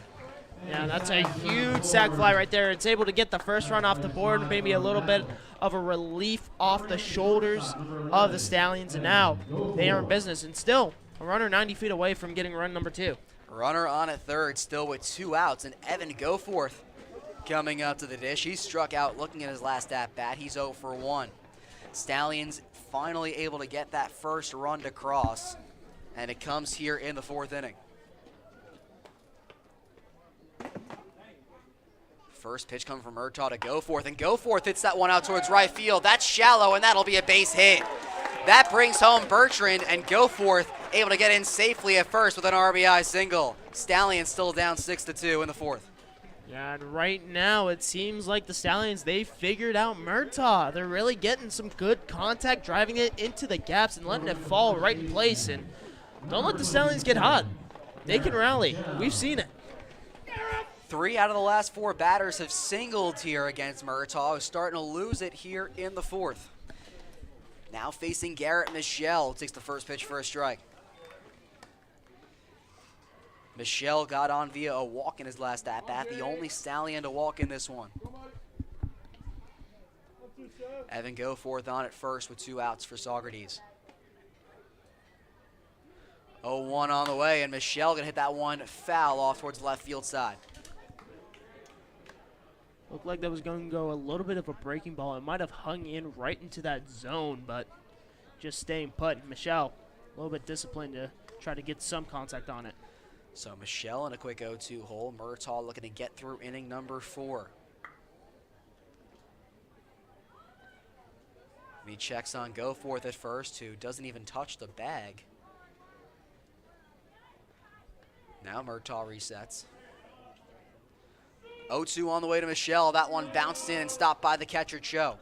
Now that was a little bit of a breaking ball. And I don't know if you were noticing this, but there's a little bit of a tell with Murtaugh, especially with the runner on first base. Just kind of like a little bit of a look to that third base bag. Maybe a fastball, but no look. Off speed. We'll have to keep an eye on that. We'll see if that's becoming a pattern here. No look, and Goforth on the run. Michelle gonna foul that one back. Yeah, a little bit of a look right there. Just a tiny bit of a look. Maybe a little bit of a longer pause may determine fastball. And Murtaugh's had long pauses pretty much through all of his windup. One of the longer windups we've seen so far this season from an opposing pitcher. Still action of the Oneonta bullpen. Goforth with a nice lead off first, and they're going to check him back, and he gets in safely. He's had to slide back a few times. Yeah, that was a quick turn and throw right there by Murtaugh, looking like a veteran out there. Goforth getting another lead off first.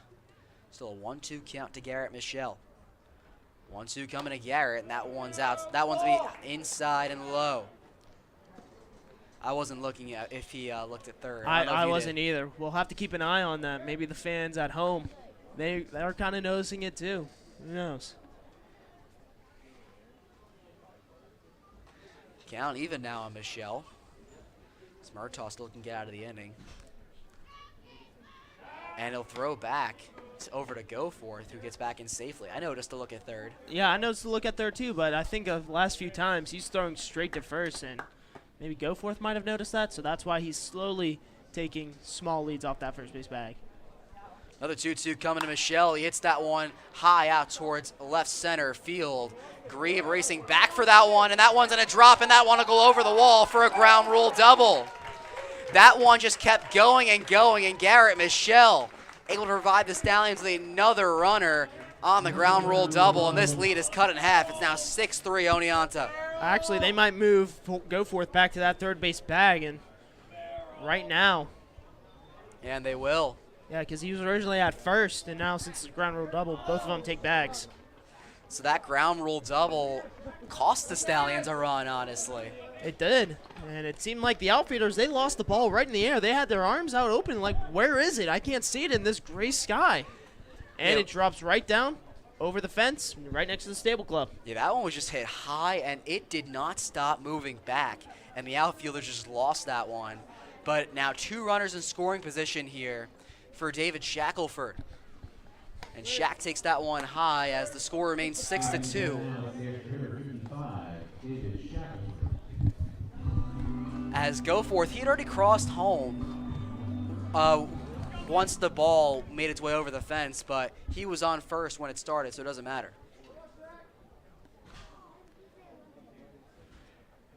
1-0 coming to Shaq, and he takes that one right down the middle for a strike. Scoreboard still trying to fix the ground rule double mistake. It says 11-6 on the scoreboard. Yeah, I wish it was 11-6 right now. 11 is the same amount of runs that the Stallions scored in the last game, am I right? It was. The last one scored, all thanks to a Garrison Berkeley single. 1-1 coming to Shaq, and that one's to the outside.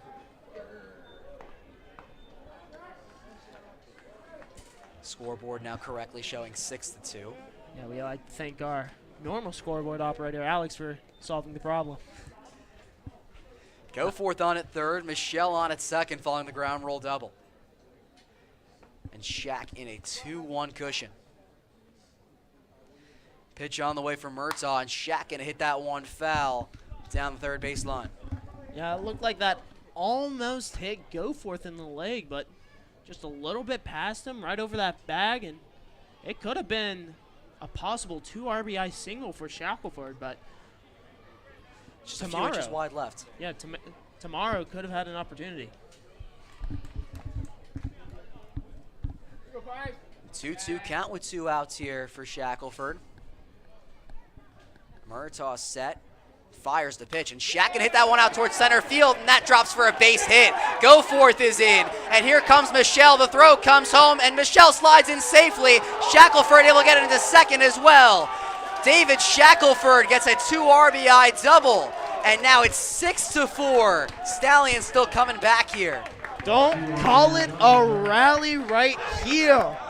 David Shackelford able to just rip one right down, and now making a huge impact against Oneonta. Have a doubleheader. David Shackelford hit a big home run in the last game, and now doubles here. And a mound visit upcoming, and that's going to be all for Murtaugh's day, it looks like. It's looking like that right now, and who knows? He could be staying out there as we speak, but just the same warm-up movement right now, and it might be one of those calm-me-down moments. Yeah, Murtaugh was able to get the first 2 outs in this 4th inning, no problem, but now a single, a ground rule double, and a regular double in the last 3 at-bats against the Stallion and the bottom of the Stallions lineup. But it looks like Murtaugh is going to stay in. Yeah, it looks like he's going to try to finish it out. This is his inning. They're going to wait until Ryan Miles kind of finishes up warming up in the bullpen. Actually looks like Murtaugh is on his way out. So Murtaugh had a perfect 3 innings, or at least as close to perfect as you can get, but struggled here in the 4th. Stallions still down by 2. The tying run going to be up to bat here in Cody Kelly. We're going to head to a quick commercial break here as the new Oneonta arm set to warm up. Don't go anywhere. This is getting good.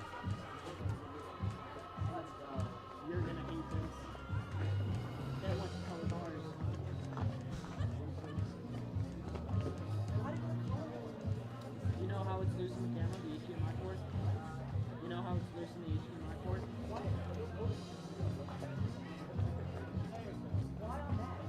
I have no idea. Only for like a minute, but that whole entire 2-run thing. No, not the scrying thing. Shackelford.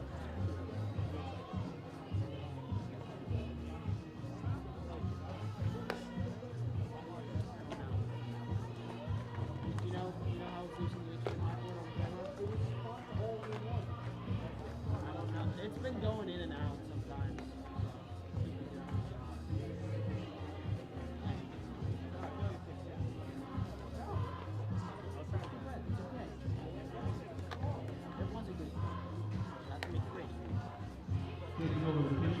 for the Outlaws. Number 34, Ryan Miles. Just unfortunate time. You ready? Deep breath. Relieves Murtaugh and Green 2/3. He went 4 runs on 7 hits. 2 errors. You ready to go? I got stats on him this season. New pitcher coming on for Oneonta as Ryan Miles checking into the game for the Outlaws, coming over from Wofford University. John, I believe you have more on the Outlaws righty. Yeah, taking a look at his earlier appearance this season in the PGCBL.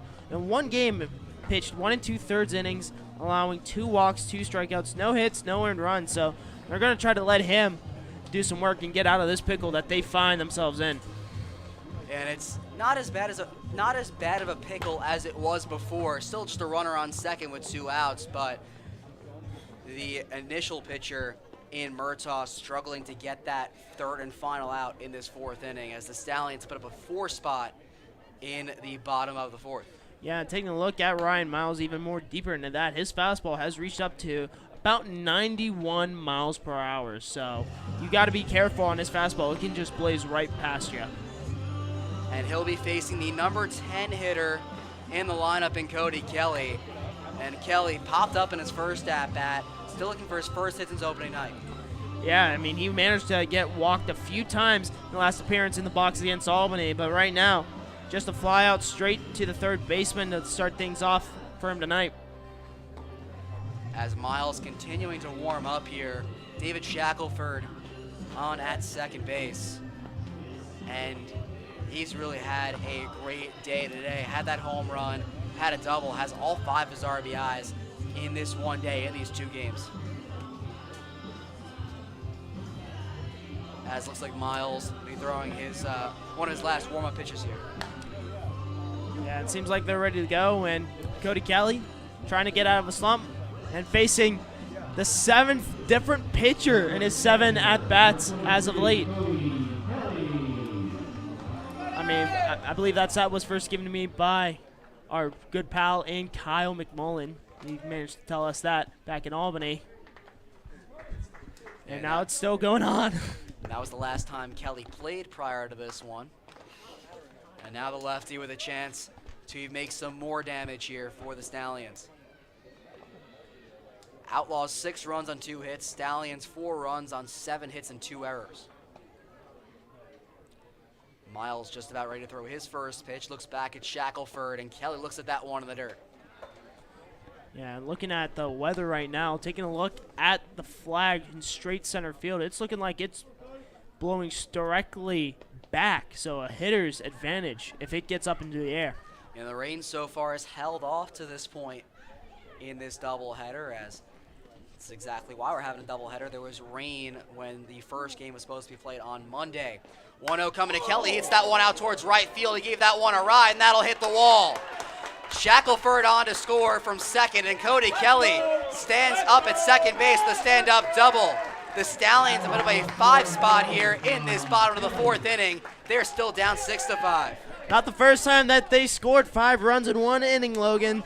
Take you back to the bottom of the 6th. In the previous game, game 1, they managed to do that. Shackelford got the bat going, and now the Stallions, they opened up. Cody Kelly with his first hit since opening night against Albany way back when. And now to go back to Jelani Rogers. He's had a rough start at the plate today, 0 for 2 with 2 strikeouts. That's the first hit given up on Ryan Miles. Now the first pitch coming to Rogers. He hits that one out towards third, and that went just foul. I thought that hopped right over that third base bag. I thought another run was coming home, and we would have been knotted up, but it probably just by a few centimeters that missed that chalk. That one was a tough break for Jelani Rogers, who has struggled at the plate not only today, but in the past couple of games. He had 2 hits against Albany, but he went 0 for 4 against Amsterdam as well. So his last couple of home games, Jelani struggling to see the ball well. His Behind in the count 0-1 following that foul ball. Cody Kelly on at second with 2 outs. Miles looks back. 0-1 as he bounced in. Cho able to get to that one quickly to keep Kelly where he is. Right now it seems like Oneonta is a little bit discombobulated on the defensive end. The pitching seems a little bit rattled, and I get this situation that Miles was put in, a runner on second, 2 outs. You've given up 4 runs previously, giving up number 5. Even at 1, and Jelani taking a big swing and miss on that Miles fastball. It's Jelani in a 1-2 hole.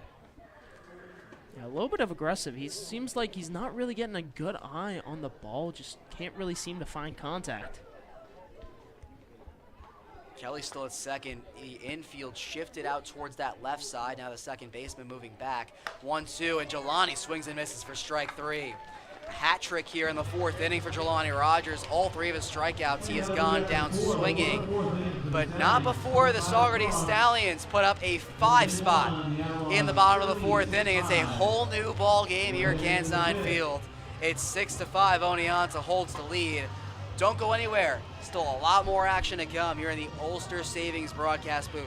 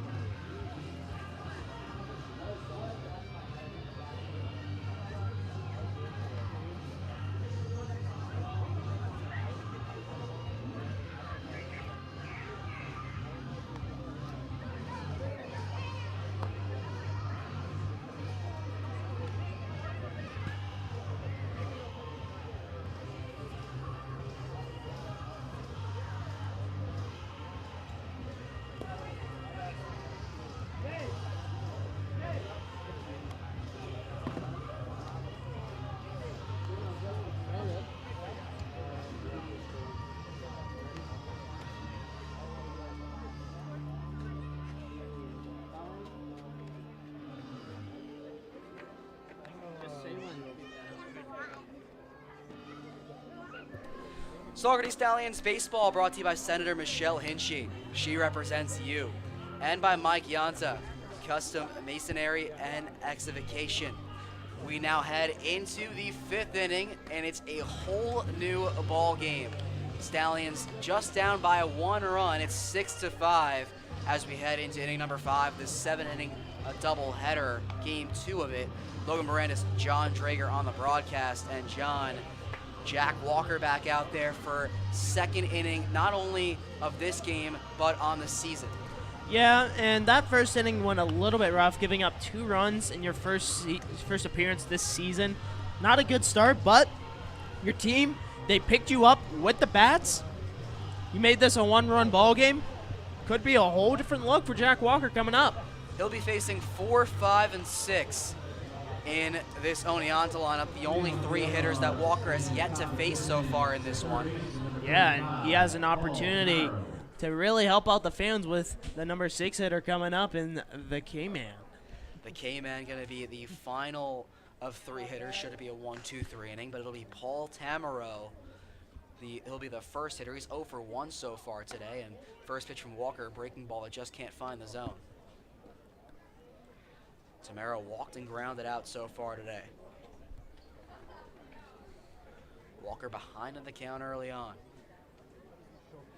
1-0 pitch on the way, and that one's going to be popped up towards the right field side. Racing in is Mackle, and he makes the grab for the first out. It's a quick out here for Jack Walker to open things up in the 5th. Yeah, that's a good start there for Jack Walker after that disastrous inning. Just able to get that fly-out opportunity. But you got a big power hitter in the number 5 slot coming up. And that'll be Ryan Weiss. He's 1 for 2 so far today, singled and flied out. He had 10 home runs during his collegiate season at Oswego. Yeah, only had 1 hit in game 1 earlier today. Single in the 1st inning. First pitch to him will be bounced in. So Walker behind in the count for the 2nd straight batter.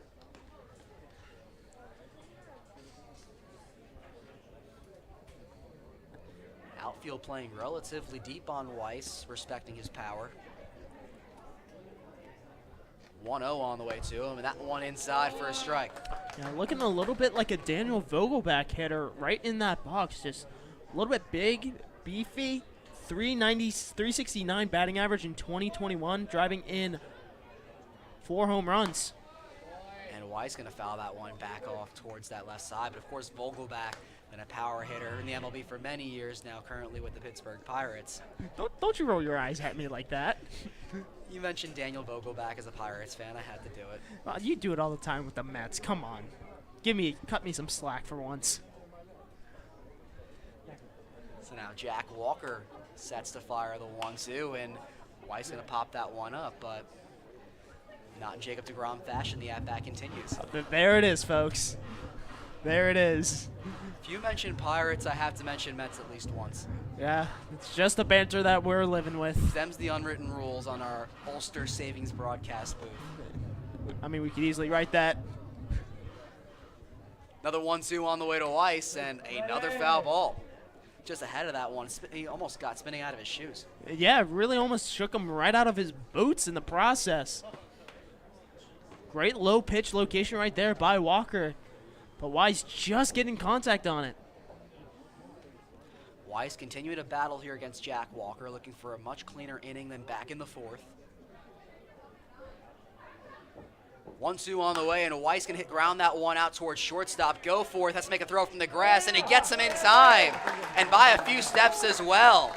Evan Goforth able to get out there quickly and make a throw from basically in the outfield. Yeah, it seemed like Weiss had a very slow start out the box. He was slowly picking up momentum down the baseline, but it was too little too late for him.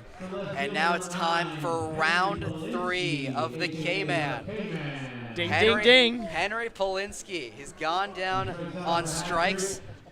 He's gone down on strikes twice so far in the first 3 innings, looking to avoid number 3. First pitch can be bounced in. Fans, I'm sure, looking for another round of 2-for-1s here. It's only the 5th inning, and it's a shortened ball game too. It is a shortened ball game, and it's looking like we could have 3-for-3 on the K-Man for the 2nd time this season. 1-0 coming to Polinsky, and he grounds that one fair, and that'll get into left field for a base hit. So the K-Man fails to deliver, and it keeps the inning going for the Outlaws with a single. I think I might have jinxed that one right there. And knocking on wood didn't really help you out there. No, I slightly knocked on the wood right in front of us, but to no avail. So the inning stays alive, and fans are in dismay that they don't get their 2-for-1s. Seeming a little bit thirsty out there right now. Now Trey Miller going to get another go. So the shortstop is 1-for-2 so far today with a single and a strikeout. Takes the first pitch from Walker high.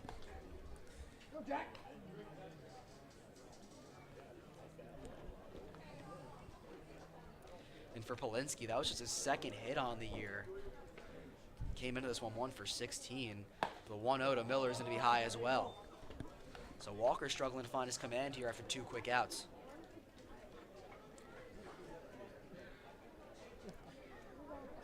And for Polinsky, not really too much appearances in the batter's box in 2020. Only 8 games, 2 of them starts. Only brought in 2 runs and an average of 125. 2-0 going to be outside, and Walker quickly down 3-0. So now potentially a get me over pitch coming from the big lefty. Checks the runner at first. Here's that 3-0, and Miller taking all the way, and he gets that pitch. Yeah, not a green light in sight from the Oneonta base coaches. Just taking the green light, a hitter's count, really could have anything to work your way. Now we'll see if Walker can battle back in the count. 3-1 coming, and he does not do so. Miller going to get on via a walk. I thought that was just getting that bottom edge of the zone. It looked like it was going to be perfectly framed right there by Kelly, but just a little too low, and not the biggest fan of that call, but I thought it was in. That'll be Carter Durihi, the second baseman. He's 0-for-1 with a walk and a strikeout. He is the only person to strike out against Jack Walker so far after checking in. He takes first pitch strike. Actually, correction, Walker does have 2 strikeouts. He does. He managed to strike out Durihi and Hamer. Walker looks back at the runner at second. 0-1 on the way, and that one's just low. Count even. Every time the Outlaws have scored in an inning, they've scored 2 runs, doing so in 3 out of the 4 innings prior to this one. 1-1 on the way from Walker, and that one's to be fouled over our heads. And now a little bit of a 1-2 hole. Walker trying to get out of this inning unscathed right now after getting 2 outs early and having 2 runners on.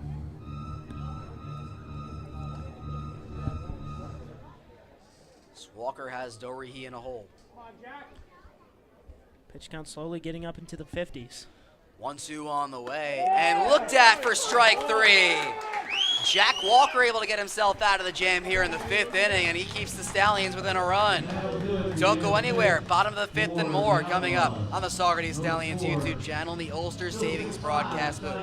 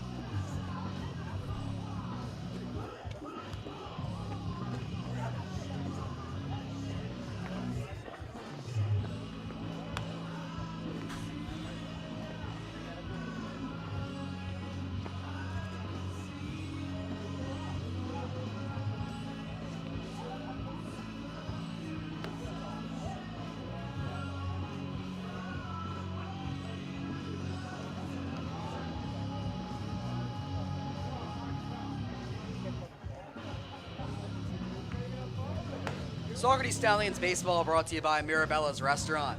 Perfect for friends and family tonight and every night. And by Montano's Shoe Store. The best athletes wear the best from Montano's. We now head into the bottom of the 5th inning. Stallions still down a run. It's 6-5 as Oneonta still holds that slim lead. And it will be Miles coming back out for a full inning of work here in the 5th. Yeah, and taking a look back at his start, he gave up that double that brought in Shackelford to make this a run-1 ball game. But after that, immediately struck out Jelani Rogers, who's having a rough night at the plate. 0 of 3, 3 straight strikeouts. And starting out the inning on Garrison, Miles, will be the designated hitter in Garrison, Berkeley. Berkeley was the only Stallion in the 4th inning to not get a chance at batting. And now he'll get his chance here. Yeah, and a big chance right here. Able to get a lead off with the momentum on the offensive for the Stallions. Going to be huge for Berkeley. First pitch coming from Miles is a breaking ball that doesn't find the zone. Berkeley so far 0 for 2. He struck out and grounded out today. Yeah, but you can't forget his late game heroic, able to drive that single to end game 1. 1-0 coming. Berkeley taking that one high. And Berkeley even got the first of potentially many post-game interviews from the one and only John Drager following the game. I know. I should have brought out my cowboy hat instead. That would have been a lot more useful. That's what we call a missed opportunity. It is. Miles, slow windup with 2-0, and he sends a fastball in for a strike. Kind of more of like a get back into the strike zone pitch from Miles. Just an easy fastball right down the middle. Berkeley didn't have the green light. Action commencing in both the Oneonta and Saugerties bullpens. See how long Miles goes here in the 5th. 2-1 coming to Berkeley, and that one's low. Yeah, Stallions have not had a leadoff base runner in any of these 4 innings so far. No, not at all. I mean, starting out, you had a strikeout in the 1st, fly out in the 4th, fly out in the 5th, ground out in the 4th. Excuse me, got got my numbers mixed up. It's been a long day, but no leadoff base runner on board for the Stallions to prove your point. We'll see if Berkeley has the sign to swing away on the 3-1 pitch, and he does, and whiffs at it. So the count's now full. Yeah, a little bit of a hitter's count right there, 3-1, able to try to get something into play. And right now, facing a 3-2 count. Corner infield playing very close to the foul lines on Berkeley. Miles going to send in the full count pitch. Berkeley taking a called strike 3. He was on his way to first after dropping the bat, and the home plate umpire rings him up. Yeah, that's the second time he got rung up. Back in the third inning, he got rung up looking. That ended the inning. Now he's leading off the fifth, getting rung up. Now it'll be the third baseman, Brandon Fish. 1 for 2 so far today, singled and grounded out. Yeah, and a very potent hitter for the Stallions this season, especially in that 3 slot. It looks like Martin found his 3-hole hitter. First pitch coming to Fish, and that one's going to be low. But yeah, Brandon Fish has heated up so far for the Stallions, and aside from, I believe, just one game where he hit the 2 spot, he's been at that number 3 hole. Oh, absolutely. He's been a very dangerous hitter in that 3 spot, and especially when times are coming down, Fish has delivered. Fish going to foul that one back. This is also the first time he's played a position not third base. This is his first start at second base today. Yeah, he's taking over for Brett Heckert, who played in that first game, and a little bit less talent. He couldn't play shortstop because Goforth was there. Rodriguez is taking this game off, so he had to move him to second. 1-1 is hit on a rope out towards center field, but right at Grebe, who's able to get there for the second out. But back to Fish real quick.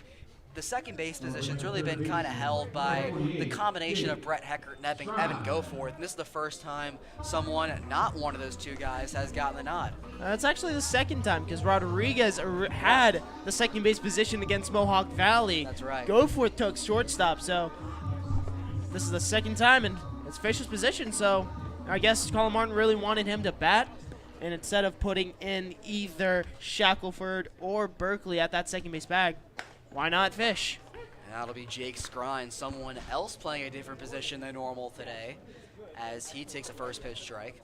Skrine singled and struck out today, while also playing a steady third base. 0-1 pitch is going to be hit high out towards left field. Polinsky moving to his right, and he's going to let Grebe get there for the third and final out. Heart of the Stallions lineup goes down 1-2-3 against Miles. Now 2 innings left here in regulation. Stallions still down 6-5 heading into the 6th inning. Don't go anywhere. More Saugerties Stallions baseball coming back after the break.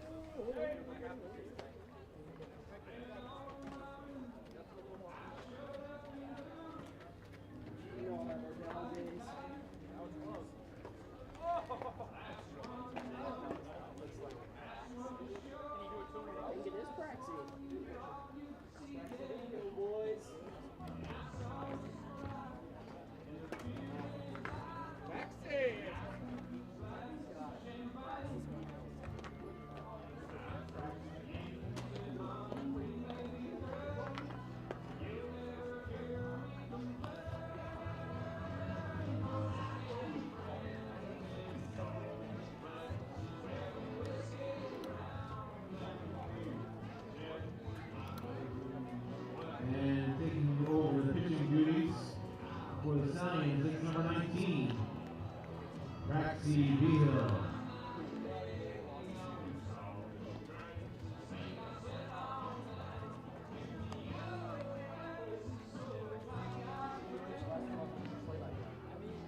Amsterdam versus Saugerties? Yeah, I'll talk about his stats. You ready? Good?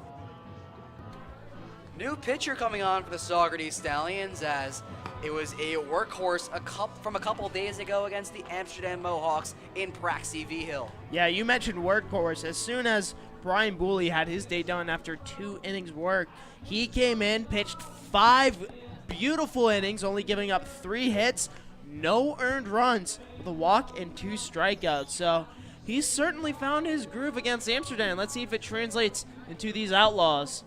Yeah, and both of his 2 appearances have come against those Mohawks. The other one, he started, gave up 6 runs, and got the loss. So this is the first time he's playing a team not from Amsterdam, New York, as he'll be taking on the bottom of this Oneonta lineup. Yeah, you're looking at 8, 9, and 10, and taking a look, I believe it's a combined 0 for 1 for those bottom 3 hitters, with only one of them being strucken out, which is the upcoming batter in Carter Durihi. I believe it's going to be Grebe coming up. I think it's 9, 10, and 1. Is it? No. Not totally missed. It's very questionable. I'm kind of confused out here. I thought it was Durihi, because looking back at that 5th inning, I thought it ended with a Trey Miller strikeout. And it looks like it is number 2 in Grebe, so chalk one up in my favor. 2-1, all right. It's been a long day. So it will be Trevor Grebe, going to be the first batter to face the new pitcher in Praxi Vigil. And Grebe got hit by a pitch and walked so far today. He's 0 for 0. Yeah, it's going to be a very tough take right here for Grebe. With Vigil, how he dealt, he might not be finished in his good work. Vigil pitched a dominant 5 innings in his last start. That was 5 days ago here at Canton Field. We'll see if he's well rested since then. We're just about ready to go here. Top of the 6th inning. First pitch on the way from Vigil, and Grebe swings and misses for strike 1. Grebe, he has reached base twice today, but he is 0 for 7 on the season so far. Vigil ahead in the count 0-1. He takes that one low, is Grebe. Yeah, Grebe, a little bit of a balanced hitter. 3 walks and 5 strikeouts. And I think Vigil, with this slow pace, he's really going to try to work him in the box. Vigil has his sign. Count even. Pitch on the way. Grebe going to take that one just high.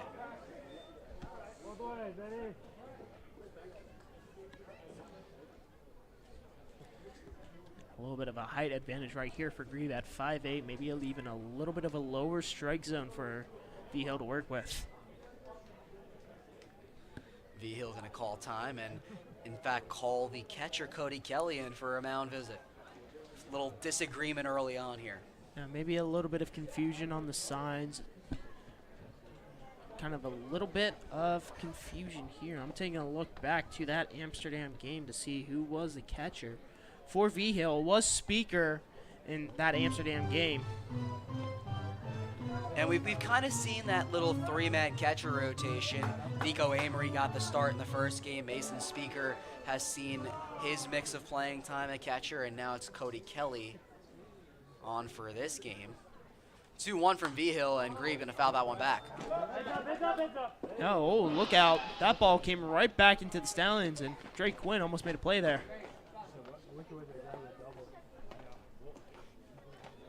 So Vigil in a 2-strike count.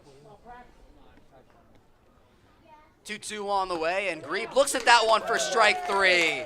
Second straight strikeout looking for these Stallion pitchers, and that's number 1 for Vigil.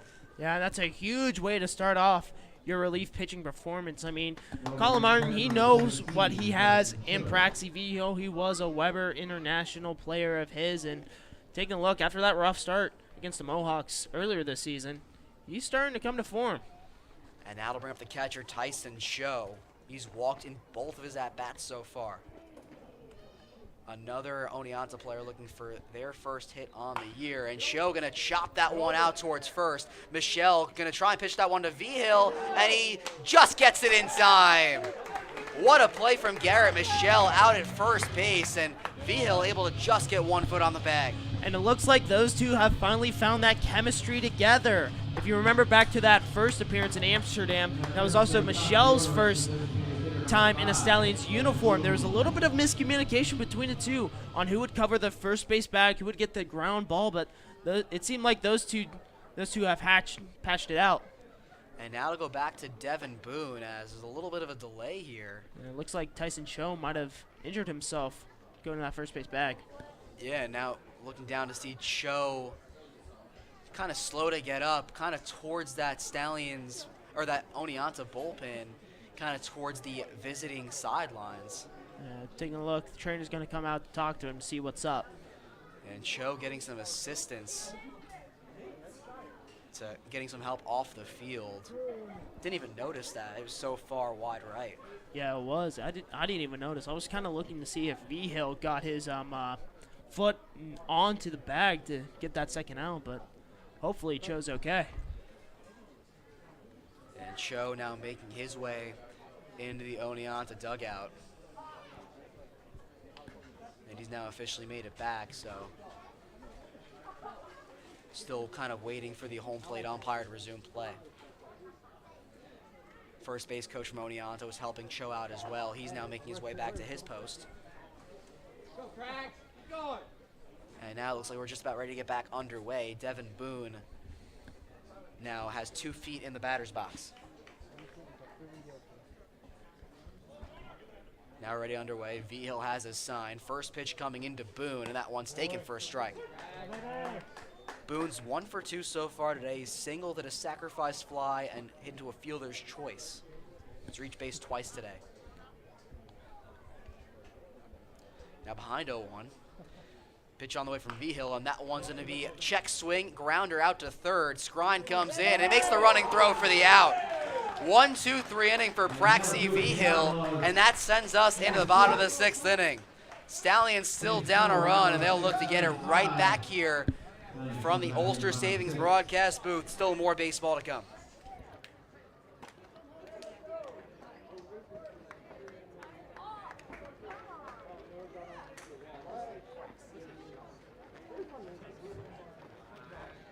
Okay, folks, it's that time. We're going to see winning numbers for the 50-50.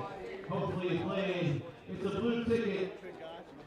Winning numbers for tonight's 50-50. 3-0-0.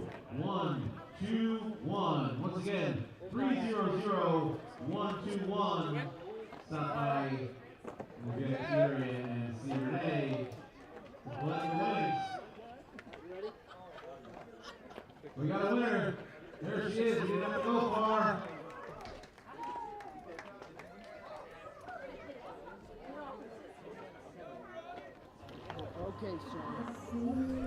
Saugerties Stallions baseball brought to you by PC Smith and Sons Hardware.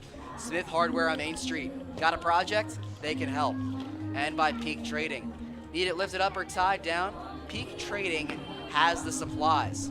Now we head back out towards the bottom of the 6th inning, and Miles looks like he's going to get a second full inning of work here against the Saugerties Stallions. He'll face 5, 6, and 7. Yeah, one thing I've noticed is that there's going to be a new catcher coming in for Oneonta. It's looking like that'll be Chris Bylargen. Yeah, and the home plate umpire just announcing to us that it will be a new catcher, and it will indeed be number 48, like you mentioned. So Chris Bylargen going to come back in and catch. He started the first game behind the plate as well, so thought he was going to get some rest for the second game, and he will not. Yeah, it looks like Tyson Cho still getting a little bit of work done on what appeared to be his leg. We saw him limping off. I think he was favoring that left leg to kind of keeping a little bit of pressure off of it. So Bylargen going to get some work with his pitcher and Miles, as the announcement being officially made by our PA announcer, Scott, who's a couple seats over to the right of us. Yeah, and this is Scott's been a little bit of a good luck charm for us as of late. Unfortunately, the main guy in, Rob, he managed to not be here for a little bit. He's currently fighting some complications of COVID-19. We hope he feels better and is coming back to the ballpark soon. Definitely hope him the best, as Stallions games just aren't the same without him. Still watching Miles throw some warm-up pitches for the Outlaws, and still getting used to his catcher Bylargen, and Easton Bertrand going to be the first man to face him, and Bertrand got the rally started here for the Stallions, got the second hit in that 4th inning, and he came around to score after getting his single. Yeah, and it was a huge single that busted open 5 runs against these Outlaws, but I'm mainly concerned about the chemistry between Barlargen and Miles, kind of see where those two meet up with Cho now out. And it's coming at a big spot for both sides. Stallion still down by just 1 run here. They still have 6 outs to work with. Bertrand 1 for 2 so far today, had that single like we mentioned earlier. First pitch coming from Miles, going to be looked at outside.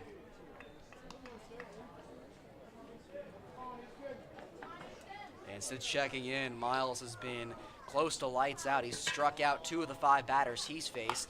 And the 1-0 pitch from Bertrand going to be popped up towards the first base side. Weiss chasing for it, and no one's going to get there in time as 3 Outlaws were chasing it, and it drops foul. Yeah, great hustle right there, but it just plopped down, and it possibly gives Bertrand a little bit of an extra life in the box. Now, with a 1-1 count, that could have been easily out number 1 of the inning, but he's been finding the contact recently, and it could really help out the Stallions. I mean, you mentioned before, he somewhat got that rally started back in the bottom of the 4th inning. Let's see if he does it again. The only hit that Miles has allowed since checking in was that Cody Kelly double. That was the first batter he faced. Now 1-1 to Bertrand, swung on and missed on the breaking ball.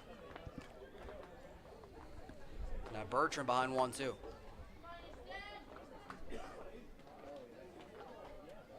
very narrow stance for Bertrand. 1-2 coming, and Bertrand going to ground that one back towards Miles, and he's going to lob that one over to Weiss for the first out. Just not hit hard enough back to the pitcher here, and there's 1 down. That'll bring up Colin Mackel, the right fielder. Yeah, we know that Mackel has a lot of pop coming off his bat. We've seen it before in games past. He's currently on a 4-game hit streak. He's looking to do some more damage.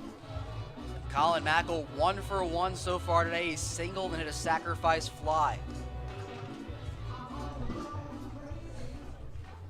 Now batting with no one on. Action continuing in the Outlaws bullpen. And Miles disagreeing with his catcher, Barlargen. And he had to quickly call time. Still visibly shaking his head no. Now has a sign he likes. First pitch on the way to Mackel, and Mackel hits that one hard back towards shortstop. Miller able to grab that one, throws it on to first in time.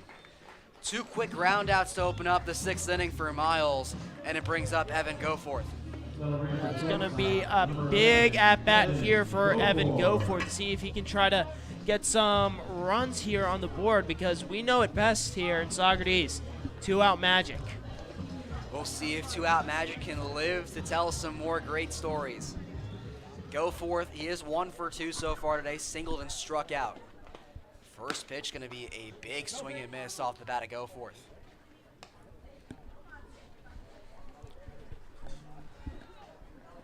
And for Goforth, that hit he had back in the 4th, that was his 2nd hit as a Stallion. Now down 0-1, it looks at a pitch low.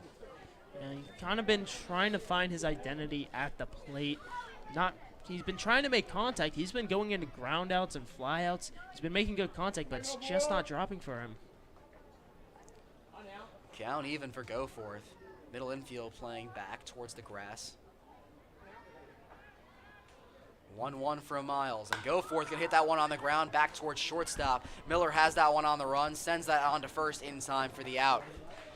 3 batters, 3 ground outs here for the Saugerties Stallions, and we now head into the 7th and potentially final inning here at Canton Field. Outlaws still holding a 6-5 lead over your Stallions. Don't go anywhere. More action coming up here from the Ulster Savings broadcast booth.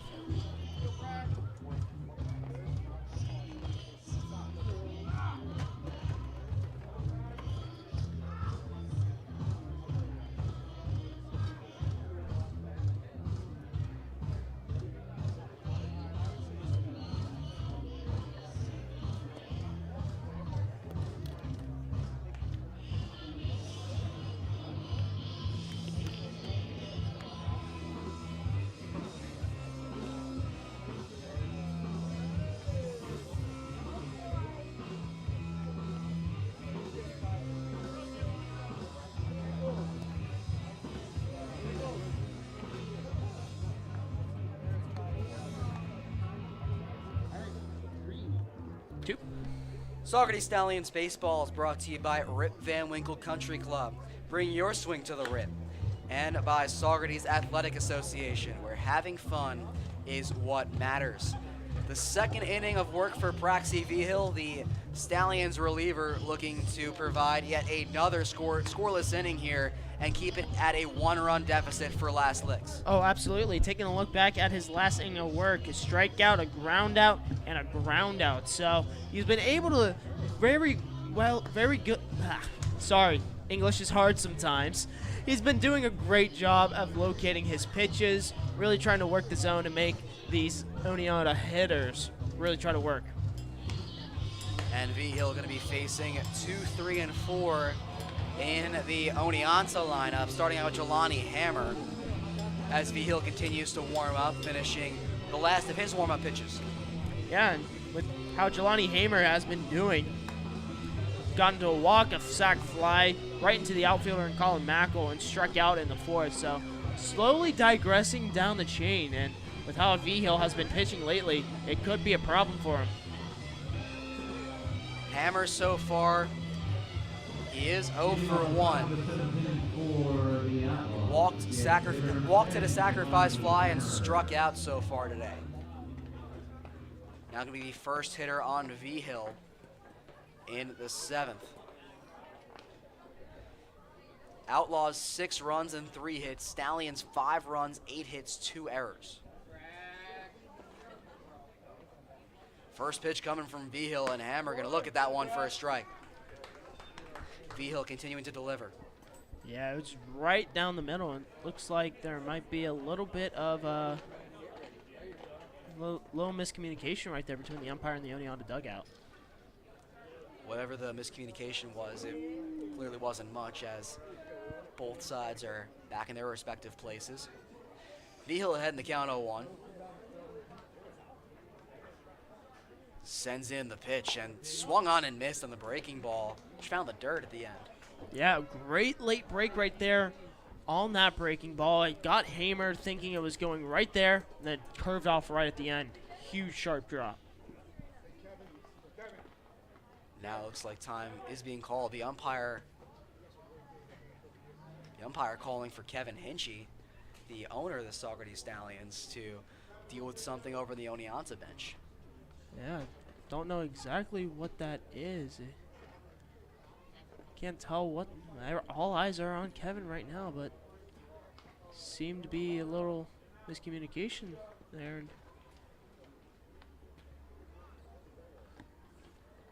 And play still not being resumed yet. And now it looks like play will continue here. Kevin going to deal with whatever's going on the Oneonta side. And Vigil setting up for the 0-2 pitch. That's on its way. Hammer checks his swing, able to hold up just in time.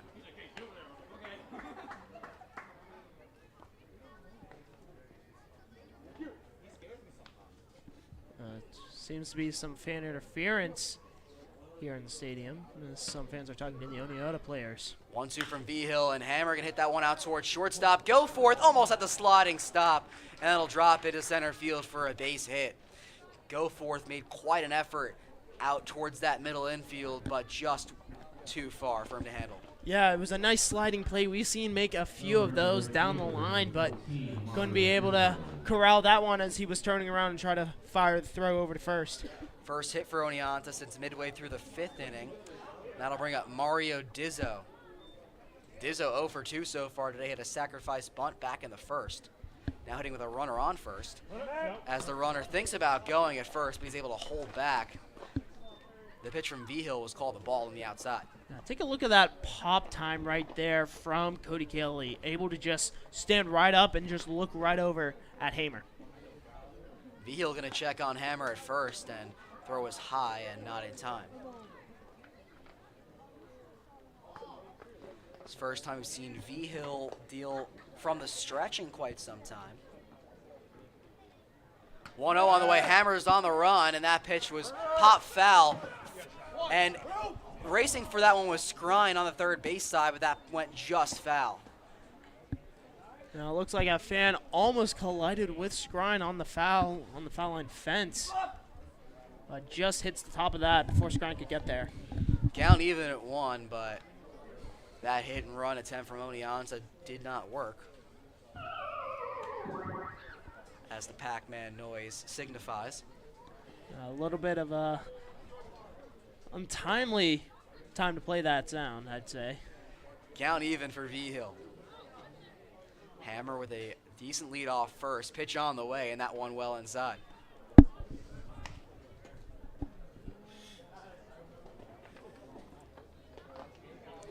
Dizzo, the number 3 hitter in this Oneonta lineup, hitting .333 so far on the year. Now up 2-1 in the count.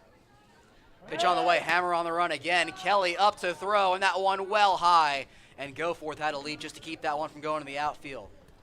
Yeah, it seemed to be a great pop time. He held off on it and fired at well, but just zoomed way too high than what Kelly expected it to be. So luckily, Goforth used his hops, saved the play. So now Hammer advancing over to second. Still no outs for the Oneonta offense.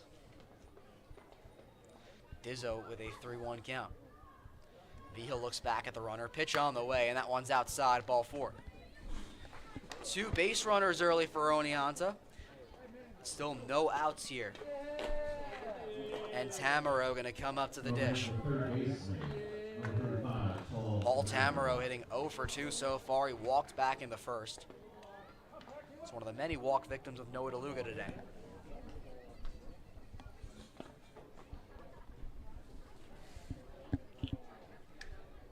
He led off the inning both the times he was up to bat, his last 2 at-bats. First pitch to him from V-Hill. He tries to bunt, and he's going to pull back, but it's a strike anyway. Yeah, it's going to be a great idea here to bunt. Try to advance the runners both into scoring position because you have no outs going on. Runners at second and first right now with no outs. We'll see if Tamaro is assigned to lay one down again. He does not, and he swings, and he's able to foul that one off Cody Kelly. So now Tamaro quickly down 0-2. Home plate umpire going to come up to V-Hill directly, give him the ball.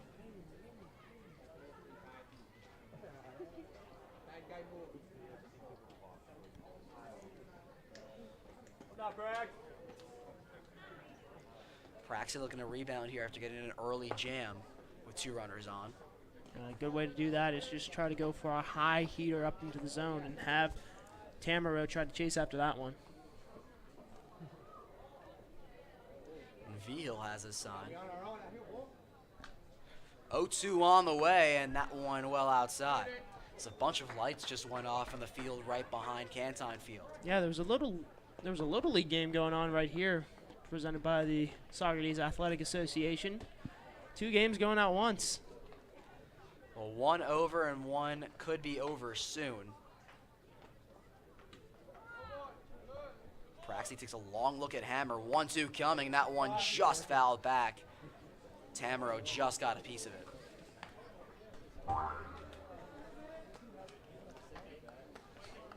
Tamaro, an athlete from Oswego University, hit for a 444 batting average and 26 RBIs. Made the All-SUNY AC first team. 1-2 coming to him. That one going to be grounded foul, just missing that third baseline. Yeah, great contact right there. Just went a little bit too early on the swing and pulled it way foul down the line. It looks like this inning going to be all V-Hill. No action in the Stallions bullpen. There's an arm warming up in the Oneonta bullpen, getting ready for the save opportunity.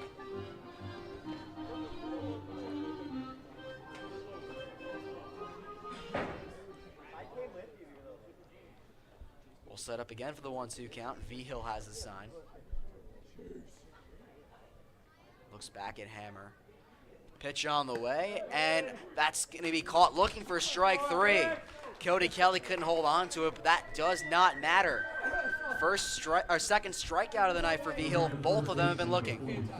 Yeah, that's a huge pitch right there. Just went right down the middle, and Tamaro was not happy about that. That'll bring back up Ryan Weiss, the number 5 hitter. He's 1 for 3 so far today. Was grounded out on a spectacular play by Evan Goforth his last time up at shortstop. Still 2 runners on for V-Hill. First pitch coming to Weiss. He looks at that one for a strike.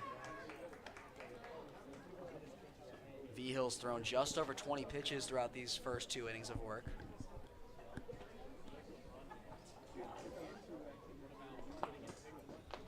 It's a head on Weiss, 0-1. V-Hill fires, hammers on the run, and Kelly loses that one. The double steal is successful. Hammer advances to third, Dizzo advances to second, and now 2 runners are in scoring position. Looked like that transfer was a little bit too quick to handle for Kelly. He bobbled that one right in his right hand, looking to fire over that third base bag to where Skrine was perfectly positioned. Didn't get it over there. And these Outlaws just been running all over Kelly so far in this one. Has yet to catch someone stealing on the day.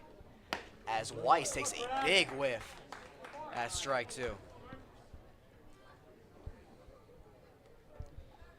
It's now been 6 stolen bases for Oneonta in this one, 2 of which just came in that double steal. Big double steal now puts runners in scoring position. V-Hill in a 2-strike count. Here comes the pitch, and Weiss hits that one out towards right field. That sends Mackel back, and he makes the catch on the warning track. Hammer going to advance all the way to home, and there will be no throw there as Oneonta gets an insurance run. It's now 7-5 Outlaws here in the 7th.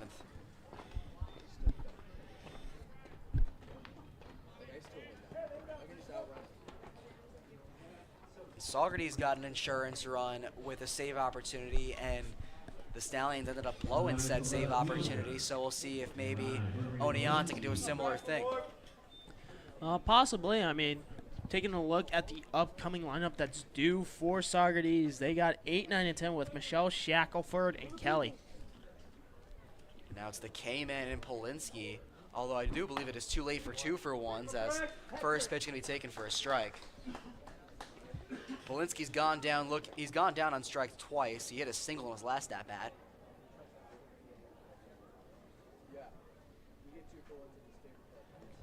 Over 0-1 on the way, and Polinsky fouls that one back, so the K-Man in danger of striking out for a 3rd time.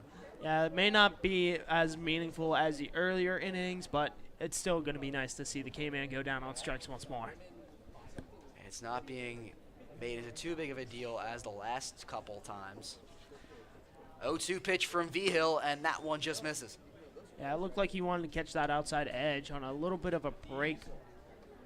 Just missed it by a few inches. V-Hill will reset here. Still a runner on third with 2 outs for the Outlaws. 1-2 from Braxy, and that one's going to be hit out towards shortstop, and that'll get through the hole for a base hit. That'll send home Dizzo. He gets in walking, and Polinsky will get an RBI single here, and it's now 8-5 Outlaws. Yeah, it seems like Proxy, he's slowly letting off. He's been able to get into those two-strike holes against Oneonta, but hasn't been able to finish it off. And now it'll be Trey Miller, the shortstop. He's hitting 1 for 2 today. He's singled, walked, and struck out. First pitch from V-Hill going to be bounced in, and it'll bounce off the chest protector of Kelly. He's able to recover it quickly, however. Braxy's struggling to get himself out of this 7th inning. 1-0 pitch on the way, and that one almost hits Miller. There's a spin around to get out of that one. Yeah, you heard it from the Saugerties dugout that the players are telling him to wear the pitch and try to get on base. He doesn't wear it as the 2-0 pitch going to be in there for a strike on the inside. It could prove costly for him. Even though that Oneonta has got some insurance runs, it could prove costly. Runner on first is Polinsky with 2 outs. 2-1 pitch upcoming, and that one's popped up towards the first base side. Michelle moving in. He makes the grab for the final out. Not before V-Hill allows 2 runners to reach base for Oneonta as we head to the bottom of the 7th inning. Last licks time for your Saugerties Stallions. Can they provide some more late game magic? Find out after this. A little bit of a rally. We gotta make some noise out there. Come on now.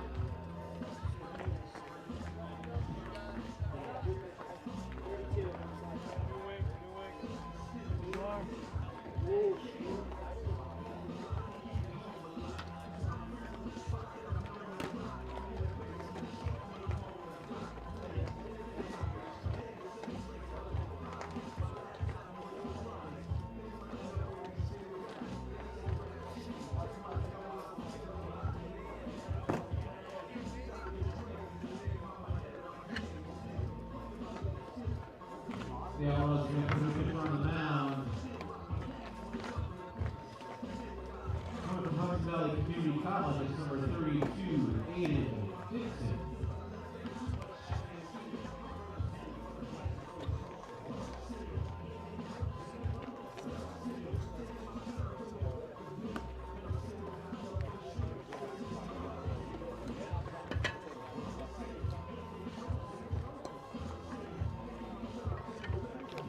Tell me when you're ready, buddy.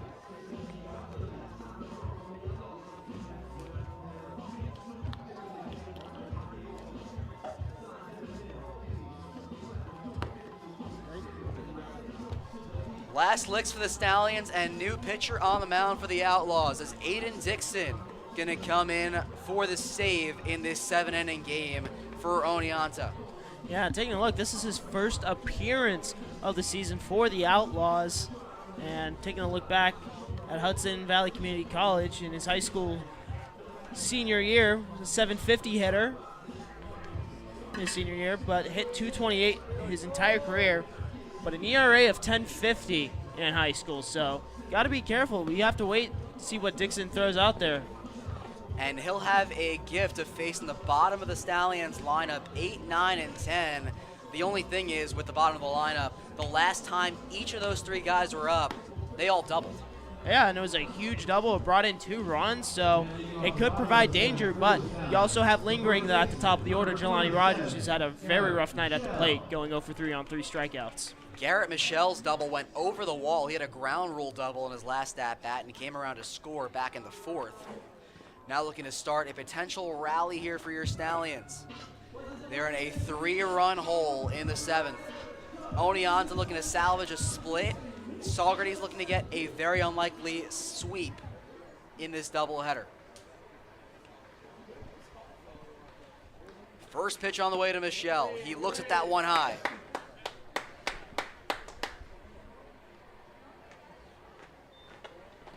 Michelle's 1 for 1. He hit that ground rule double and he walked in his last at-bat.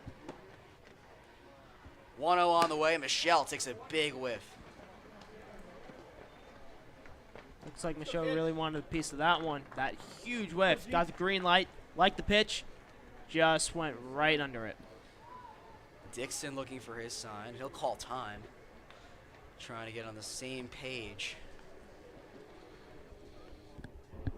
as his catcher, Belargin. Now he's about ready to resume. 1-1 on the way to Garrett. He swings and hits that one right towards second base. It goes off his body, and he'll get on first safely with a base hit. Leadoff single for Garrett Michelle, a hard-hit leadoff single, and the Stallions have a leadoff runner aboard. Yeah, Doree, he had to take that one right off the chest, a screamer right to him. Bounced right in front of him and rolled away, so a very good leadoff hit for the Stallions, which I believe is the first today in the second game. And now it'll be a man who has had a great doubleheader in David Shackelford. He doubled his last at-bat. He brought in 2 runs in the process. He has driven in 5 runs over this doubleheader today. Had that home run in the first game. Now batting with a runner on first. First pitch to him going to be a called strike. If Shackelford gets on, the hitter on deck would represent the tying run after V. Hill gave up 2 runs at the top of the 7th. And that would be Cody Kelly, who just got his first hit tonight, back in that 4th inning with the double. Pitch on the way from Dixon, and Shackelford going to look at that one low. Caleb Morgan is here in the stands Caleb Morgan, please. It looks like it was about to be a low breaking ball, but just missed the bottom edge of the zone and almost hit the dirt. Shackelford has the count even at 1. Runner on at first is Michelle. We'll see if he's going to be in motion. Pitch on the way, and Shackelford looks at that one. That pitch gets by the catcher, and Michelle gets into second base standing. So that prevents the double play as Michelle is in scoring position. It's going to be huge to have Michelle in scoring position. Just a single right into the gap scores a run. Shackelford now ahead in the count 2-1. Dixon has his son. Infield playing back on Shaq. And he looks at that pitch just outside for a ball. Seemed like Balarjan really wanted to frame that just on that outside edge. Couldn't get the call. So in a 3-ball count now is Shackelford. Stallions have not walked much so far today. Only 1 walk, which came from Michelle. 3-1 count, and Shackelford hits that one out towards left field. That'll drop in for a base hit. Michelle gonna hold in at third, but that's the second hit of game 2 for David Shackelford. He's really finding his groove, and I think we mentioned this in game 1 out on the links at the Rip Van Winkle Country Club. He hit a ball right over hole 3, and it was like, man, I wish I'd hit a baseball like that. Well, your wish has been granted, David Shackelford. This is the second call I've been on today, and both the people I've been on with have mentioned that. Of course, you were both at the Rip when that happened, and I was not. Yeah, you were kind of saving your voice for a doubleheader today. 14 innings of work plus. And now Cody Kelly up representing the tying run, takes the first pitch inside for a ball. You know, when that ad says take your swing to the Rip, David Shackelford took that literally today. Oh, he did. He brought it to the Rip, and he brought it to Cantine Field, so must have translated very well. Cody Kelly ahead in the count 1-0. Runners at the corners for him. Shackelford on the move. He takes the pitch low, and the throw is going to go in bounced. David Shackelford able to get the stolen base. Now 2 runners in scoring position, and the double play again prevented. Yeah, and that's that aggressive base running style that Adam Gray likes to initiate. Able to get bag after bag, and talking to him after the game, he always wants to know how many bags he got. Compared to Oneonta, it hasn't been that many for him. The 2-0 pitch now coming to Kelly, and that's gonna hit him. First 3 runners reaching base, and now the winning run is heading up to bat, and what a time for Jelani Rogers to potentially break out today. Oh, and it looks like there's gonna be a mound visit. I don't know if there's gonna be a pitching change involved. There is action in the Oneonta bullpen, but Dixon is already on his way out. He only faced 3 batters on the day, and he is done. Yeah, very quick appearance for Dixon. I don't know if the coaches like what he saw from him, but maybe a little bit of a rust on his shoulders. So Dixon allows 2 singles and a hit by pitch to load the bases for the winning run in Jelani Rogers. And we'll see who's coming in. And it looks like it is going to be number 4, Albert Vargas. Yeah, this is his second appearance at Cantine Field today. And Vargas not going to get much rest. As you mentioned, he did pitch in game 1 of the doubleheader today. And now being tasked to close things out for the Outlaws in game 2. Yeah, and he's facing 1, 2, and 3, but taking a look, only 1 hit out of those first 3, and that belongs to Brendan Fish. Vargas didn't pitch too long when he was on for the Outlaws in his last appearance. He only faced 1 batter, and that 1 batter was Garrison Berkeley, who hit the game-winning single. It seems like Vargas could get some revenge on Berkeley, or it could be a 2-piece right on Vargas's head. All credit to the TCU product. So we were talking about why use Vargas in this situation when he already pitched in this doubleheader. He only threw 1 pitch, and that pitch was hit for a single. So he hasn't really been used too much today. No, not at all. And I think this is a true opportunity for him to be used. And taking a look here at his season, in 5 appearances, pitch in 5 1/3 inning, allowing 2 hits, 1 run, which happened to be the game-winning run for the Stallions. 2 walks and 2 strikeouts. Oh, excuse me. 2 walks, 8 strikeouts with a record of 1-1. Vargas didn't get the loss. That went to Callow in the first game. And now Vargas looking like he's very close to finish with his warm-up, but if Rogers fails to get on, the man on deck, and Garrison Berkeley already has a lot of experience with Vargas today and could be looking for a second straight walk-off in the same day. I mean, I've never heard of something like that, have you? I don't, not in this level, not in pros, not in high school ball, not anywhere. I feel like this would be a first, and we probably have to send that tape into ESPN to try to get on SportsCenter. Well, first we'll see if Jelani Rogers, or what he can do here in this at-bat. Bases loaded, no outs here. Stallions need 3. First pitch going to be taken high. 3 runs ties it, 4 wins it. And Jelani Rogers with a deep fly ball could end things here for the Stallions. He could, and taking a look at that flag in straight center field, we mentioned it before, tailwind for the hitter. Rogers ahead in the count 1-0, pitch on the way, and he fouls it back. Rogers has struck out in all 3 of his at-bats today. All of them he's gone down swinging. Yeah, taking a look at that one, he sliced right underneath that one, got some contact, but I don't know if that was a little bit in on the hands or not. Rogers got the opportunity to rest in the first game. So far, hasn't helped him too much. Count even at 1. Pitch on the way from Vargas, and Rogers going to take that one on the inside for a strike. So once again, he's in a 2-strike hole. Rogers came into the day hitting 300 on the year with 2 RBIs.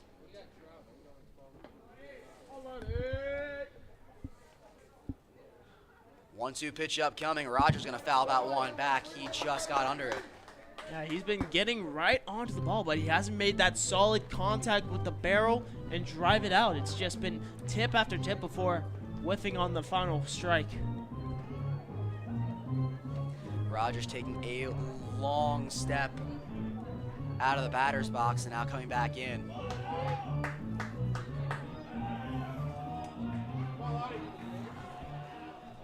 We'll set up for the 1-2 pitch again. Vargas fires, and that one just misses high. Great eye there from Rogers. Yeah, huge eye right there from Jelani Rogers. Able to keep it up into the zone, stay on top of it. Now he's back into the count. Just a reminder to all those tuning in, the 7th inning will be the last inning unless it's a tie game. 2-2 pitch to Rogers. He hits that one out towards left field, and that drops for a base hit. 1 run comes home. Here comes Shackelford, and that's going to be a 2 RBI single for Jelani Rogers. And the Stallions are within 1. Wow. That was a well-hit ball, and to break up that streak of 3 straight strikeouts, that's got to feel good. And now the game winner is out on first base in Berkeley. An opportunity. Can he create some walk-off magic for the 2nd time in the same day? Garrison Berkeley has the chance to do just that. Tying run on at 2nd, winning run at 1st. Still no outs for the Stallions. Berkeley 0 for 3 in game 2 with 2 strikeouts. Infield coming in, Berkeley setting up to bunt, and he pulls back. So any chances of history kind of going out of the window with that bunt attempt. We'll see if he has that green light to bunt again. Berkeley ahead in the count 1-0. I'm standing up. This is I'm standing exciting. up for this too. I've been up and down all night. 1-0, Berkeley trying to bunt again, and he makes contact, but it goes foul. Yeah, it seems like Vargas is trying to go high right there, trying to prevent.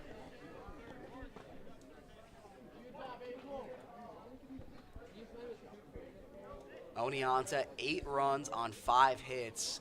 Your Stallions, 7 runs on 11 hits with 2 errors. Still an opportunity for a double play here with runners on 2nd and 1st and no outs. 1-1 count to Garrison Berkeley. Infield still playing in. He's setting up to bunt. He pulls back. It's a ball. Berkeley has tried to bunt in all 3 at-bats, or all three pitches so far. We'll see if he has that sign again. Yeah, maybe a little bit of a change-up right here. Try to go full swing, drive it, because you have speed on that first base bag with Jelani Rogers. Vargas looks back, infield in again. Berkeley tries to bunt again. He pulls back for a ball. 3-1 now to Garrison Berkeley. An opportunity with the bases loaded and a dangerous hitter in Brandon Fish coming up. First, Berkeley would need to take one more ball. He's tried bunting in all 4 pitches so far. First baseman coming in. Berkeley tries to bunt, and he makes contact this time. Vargas going to try and go to first, and he gets there in time. Berkeley able to get one down to the sacrifice bunt. And that brings up a dangerous hitter in Brandon Fish. Oh, Brandon Fish, he's had himself a couple games, able to send liner after liner. He's been getting good contact in. Right now, Oneonta could smell, it's having a little bit of blood in the water, and the Stallions can smell it. So no second straight walk-off for Garrison Berkeley. Instead, the lefty and Brandon Fish going to get a shot at it. And they're going to intentionally walk him. So Oneonta's seen what Brandon Fish has done all day. They're going to let him get a free ride to first. And now it has a force at any base for Jake Skrine. If I've read this story before on multiple MLB occasions, intentional walks have not ended up well.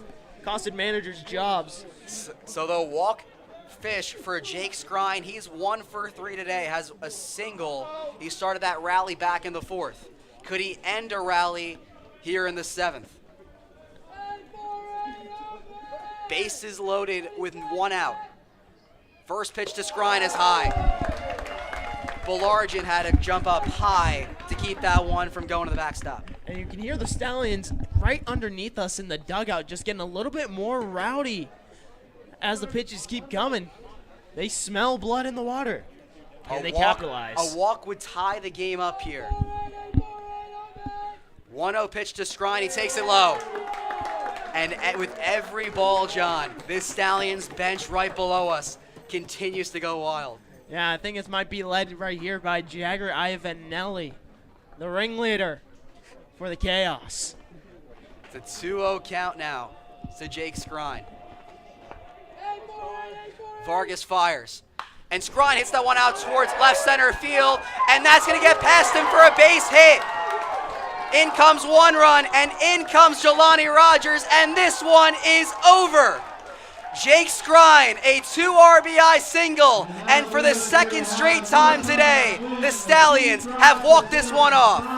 9-8 is the final, and the Saugerties Stallions have swept today's doubleheader over the Oneonta Outlaws. Look out, PGCBL. Don't let the Stallions get hot. 3 games in a row they have won, and it's all come in grand fashion. Wow. Jake Skrine is the hero for the Saugerties Stallions. A 4-run bottom of the 7th inning. Insanity here in Cantine Field. And what a day in Saugerties, New York. Wow, I'm completely shocked at the result here. It was a 4-0 ball game. All of a sudden in the bottom of the 4th, 1 run, and they've been slowly chipping at it, and they managed to do it once again. An offensive explosion in the bottom of the 7th. The one constant in both these games, the Stallions were down early on. They were able to come back in both these games. We're going to try and get Jake Skrine for a potential interview if Kyle McMullen is going to try and go down here. Kevin Hinchy's fired up. The Stallions have won 3 games in a row. The Stallions won 3 games in a row here. Absolute insanity. Oh, chaos has ensued. Oneonta, they came in here guns a-blazing early on, but the Stallions have chipped and chipped and chipped away at the lead, and they come out victorious twice. And we were talking with the coaches. They think that they can make a run here, and so far, 3 straight wins in 2 days. Heading into the start of the week, the Stallions started out 1-6. They got a road win over Albany. Now back-to-back wins to move up to 4-6. And now we're heading down to the field here. Kyle McMullen is down kind of on the 3rd baseline with the hero from today's Game 2 in Jake Skrine. Kyle?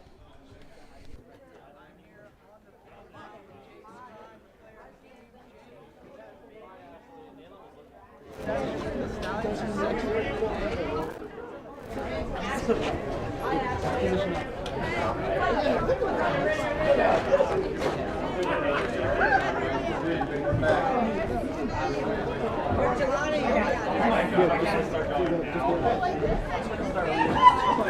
I'm gonna start leaving. I'm gonna start leaving. Where are you